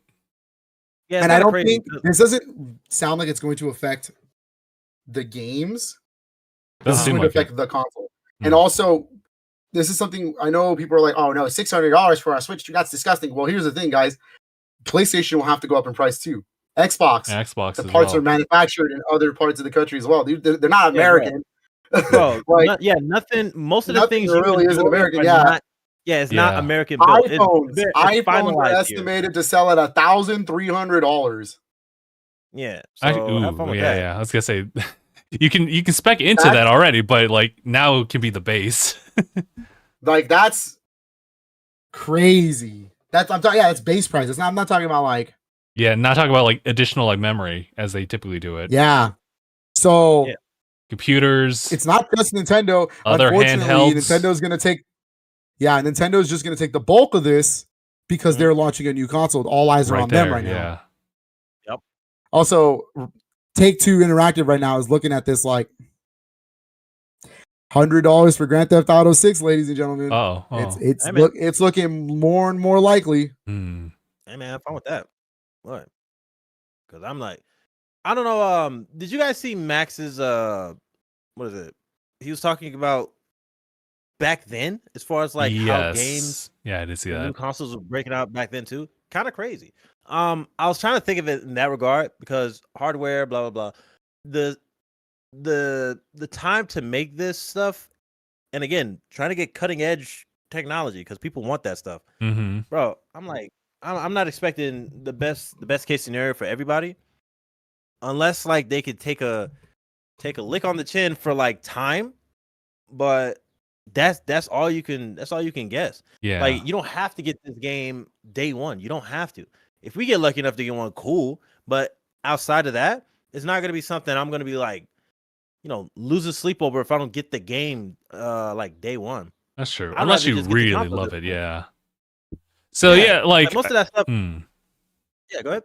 I was gonna say, I think I say this like with a lot of leniency towards it, but like we are kind of quote unquote privileged in the fact that like we're adults, we have access to money. So like whenever we have like the opportunity to spend money on something, we can typically get it, right? And that's kind of a similar argument to, back then too, when, Nintendo was kind of like leading the charge with like, proprietary like cartridges and whatnot, and they were like $80-something, right? Like, yeah, I saw that same like thing for Max. He was talking about like what was it? Not Mortal Kombat. It was Killer Instinct. Killer Instinct for like $89 or something like that. Oh, it's little Gabriel. And so yeah, okay, there's Phil. Okay. Yeah, I was just kind of jumping on that, where I think one of the arguments like kind of backfiring on that one, or at least a counter like argument to that, is the fact that like, yeah, back then with like Super NES and like Nintendo 64, like those were like higher like prices for those games, but like everything around it as far as the costs were relatively low in comparison to what we have. The cost of living there was like different too. So and the main difference then is that everything's just going up in this era. Like I said, like I either get Mario Kart or these eggs. Yeah, dude. Prioritizing what's a necessity. Of course, I don't think it's really that hard. It's just like it kind of just puts a damper on your like quality of life to say that like something that was cool as a hobby, right? As far as like video gaming and all this stuff, it had like a consistent kind of like pattern of how we purchase these. But now it's changing because everything is getting more expensive to make. Everything is getting more expensive to just even put in to the country. Like, so it's like, bro, I get it. Like he's my priority, right? Like my wife is my priority. This house is a priority. Video games are not my priority. I get it. It really does suck to think like, man, am I really gonna like? I don't want to pay $600 for a Switch 2. That's ridiculous. I don't want to either. And I think the solution then is something that Phil actually like does a lot, considering like he is not the biggest collector, but he is a collector. Is the fact you kind of have to like pick your fights as far as like which games are you going to like prioritize over others, and then if you have money, you'll buy those later, or maybe not. Yeah, like for me, Mario Kart World's the priority. I think like that's obviously a day one game for me. If I get a Switch 2, that's what I want. But I don't have to get anything else. I also have a backlog of games. If I finish Mario Kart World, I can play something else until Donkey Kong Bonanza comes out. Yeah, bro. The stuff that they're giving us to have in the filler. Oh, yeah, GameCube's there too, so I'm good. Like, so we're set for these things. I just don't like that. I get it, bro. I get that these prices suck. It just sucks because I was planning to get Street Fighter 6 as well. Like that's my other. But if I have to make a choice, I'm not buying Street Fighter 6. Like I have it already technically. If anything, I think we all get that. I think it's just weird to see all the outrage when it's just, bro. I mean, dang, it's not it's not weird. Like, there's a lot of anti-consumer things happening on the company side. I get that, but like, bruh, if it's anti-consumer, don't consume, right? Like, just don't consume. Don't consume. right? Like, That's true. No, right? he's not wrong. Would you? But Like, it's that idea that you vote with your wallet, right? Yeah. Basically, yeah. It's now or never at this point. The way that people are functionally putting their money into other stupid things. Mm-hmm. So, like, think about it, bro. Don't just consume just to consume. That's stupid. Mm. But anyway, people get that. They just don't want to be told that, in my opinion. Because I'm like, bro, y'all got you got so much variety. It's like the same people who say like gaming's dead. When we had like a crazy trend of games, it wasn't just AAA like Call of Duty, high texture, high res stuff, but we got games like what? Mouthwashing. Yeah. There's some really cool indie games. Dude, Balatro. There's so many things that can adhere Pizza to Tower, Anton Blast. I love them. all It's just stuff. It's hard. Hades, you know, like people. Hades, Yeah, dude, looks so good. Like that's the thing. We said Deltarune's a day one game, right? That's $25. That's a $25 game. Huh? I mean, that's just me. But you suck. Anyways. Oh, my bad. Have fun on your stupid genocide run with all those weird little fan bases. But other than that, I don't care. Hey, I just don't associate with them. I just like the game, man. Sorry. Yeah, have fun telling some people that, and they'll be like, "Oh, if you give one bad criticism of this game, they'll be down your throat." Whatever. Yeah, like just. But I don't care. My thing is, you got priorities, and it's just like all these things that people complain about, they're just not prioritizing. It's kind of like just outraging just to be mad, and you don't have to. Because whether people like it or not, gaming is a luxury, bro. It's not something that's gonna keep it's not gonna keep food on the table unless you're a content creator. But like aside of that, like unless it's your job, you don't need games like that. Mm-hmm. So, gee, man. I don't know. I'm not gonna lie, guys. I'm kind of getting sick of everybody with this bull. But like, it's just all these things you could do. They're just not doing it because it's like you have to sacrifice a bit of something, just a little bit. It's already gonna get worse with all the other stuff going on. So you might as well like take your time and. But anyway, I'm good. It's a mess. We'll see what happens. Here's the thing. I know it's like. I have a lot of things to pay for and stuff like that. And everyone wonders like how I get so many new games and whatnot. It's simple. You know, that's why I like retail. Like, yeah, GameStop gets shitted on a lot. Trust me. But at least with them, I can still don't have to pay everything off right there. And then I can just pay off as I go along. That's how I get games. Every check, I'm like, hey, $20. I can put that on a game. Yeah. Hey, $20. Yeah, I can. Yeah. Like, you know, like learn. It's not like you have to immediately drop this money. That's true. Yeah. Matter of fact, that'd be, you know what, think about it like that. You don't immediately have to do it, but I mean, there's gonna be a huge sure, like to do it. Yeah, sure. No, like, I'm not gonna say I'm not guilty of that. I'll be like, oh yeah, I can drop money today on a game. No. I'm saying like for people who think that way, if you start adopting the idea of like you don't have to get it day one, maybe that'll be like a good signal to all the crazy practices that companies would pull in order for you to be like, oh, you're gonna buy it anyway. Like they don't have to do that. If you go a month without buying like the new hotness, bro, they're gonna be like my portfolio or some stupid mess. Like I don't know. I'm not gonna lie to you guys. Here's my plan. If I can't get a Switch 2 pre-order, I'm still gonna pre-order the games. Okay, that's interesting. I can work with that. I just want to build a library now, so when I do get a Switch 2, there you go. See, that's already a good That's fair, yeah. Because when Switch 2 stock is decently available, I can get one, and there you go. I have a whole library of games to play. Yeah, and I think the main issues that like the narrative online is that people are going to complain first about like what's been taken from them versus like how are they going to adapt to it. You know, obviously there's other people who are like much more like mindful enough that they will like tell you, oh, this is what I would advise, or this is what I'm going to do going forward. So a bunch of suckers. God, man. So yeah. So like so for example, like obviously tariffs and whatnot, the current administration like impacts not just like video game goods, but just like the entire market. So I dropped a considerable amount in my portfolio, right? And it sucks, but the main strategy is just to hold it and just maintain like what you're just doing. But of course you have to like also like do when it comes to like video games and everything like that, I still have to like kind of adjust it. So even if those prices remain like as high as like $80, then I'll have to kind of consider, okay, maybe not 2 games like in a month, maybe just the one. Yeah, it's like I do it all the time. There's like 3-4 games in a month, and I go, but what are my like 2 priorities? You know what I mean? I can't get all 4, and it has to be like that. Yep. And like Nintendo first party usually always takes priority for me, so I always get one of those. Uh-huh. But yeah, this Yeah, is nah, just, they just how it is. Yeah, I really want to switch to day one. Don't get me wrong. Of course, but if it's of out course, of of my course. price range and it doesn't happen, then I guess it's not the end of the world. I still have other games to play. Sure. Our backlog is tremendous, so Tremendous is an understatement. Yeah. So give me another mountain. So I'm not like too crazy. I have been over the fact that I might not get a Switch 2 for day one. We'll see. It's rough. Does that suck for me? Like personally, out of all three of us, yeah. Yeah, Mr. Nintendo. Yeah, Nintendo. I can sell every single other console and game in this room except for my Nintendo games. Like personally, Yeah. I love I will always be a Nintendo gamer, and that's just how it is. So, Mhm. but it's not the end of the world. Yep. That just means I get to spend a little more time with my Switch, which I'm not Yep. hating. Did Yeah, we right. not talk about games coming out this year? Like, Yeah, come on now. Yeah.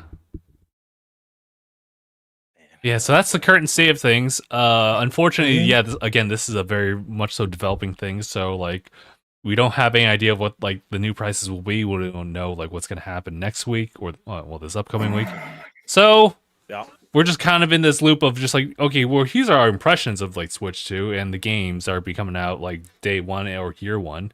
But that's kind of it. That's all we can really say. And as I'm working on this new video for Tanuki, it's kind of interesting that I also have like that similar take of like, here are the goods, here are the bads, but it's like I can't make recommendations because I don't know Mhm. per se.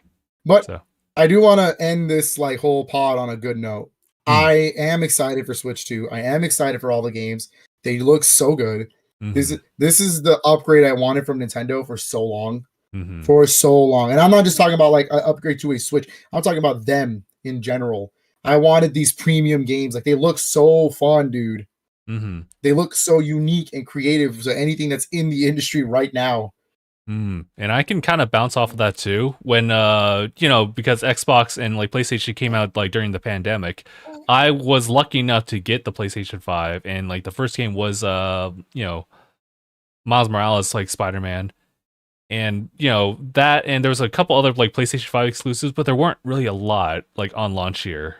Well, and that was also like November-ish. So yeah, it was like that launch year and maybe the following year after that. But with Switch 2, it's different. We were like, I see like Donkey Kong, like Mario Kart, like those are really strong titles that I really want, as well as like Kirby, as well as like Hyrule Wars. Like it's a really strong lineup that's very compelling enough for me to say I want that Switch 2.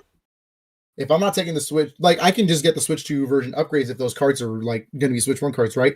That's cheap. That's some cheap buys for me. Those are new. Some of those games are going to be new experiences for me. Like Kirby in the Forgotten World in particular is probably my most anticipated Switch 2 release or a Switch 2 version, Switch 2 edition game, because it actually has real new story mode and new story content. Like, and I saw they did a playthrough of it on the Treehouse, and it really is just remixed levels, but still, that is new levels, new content.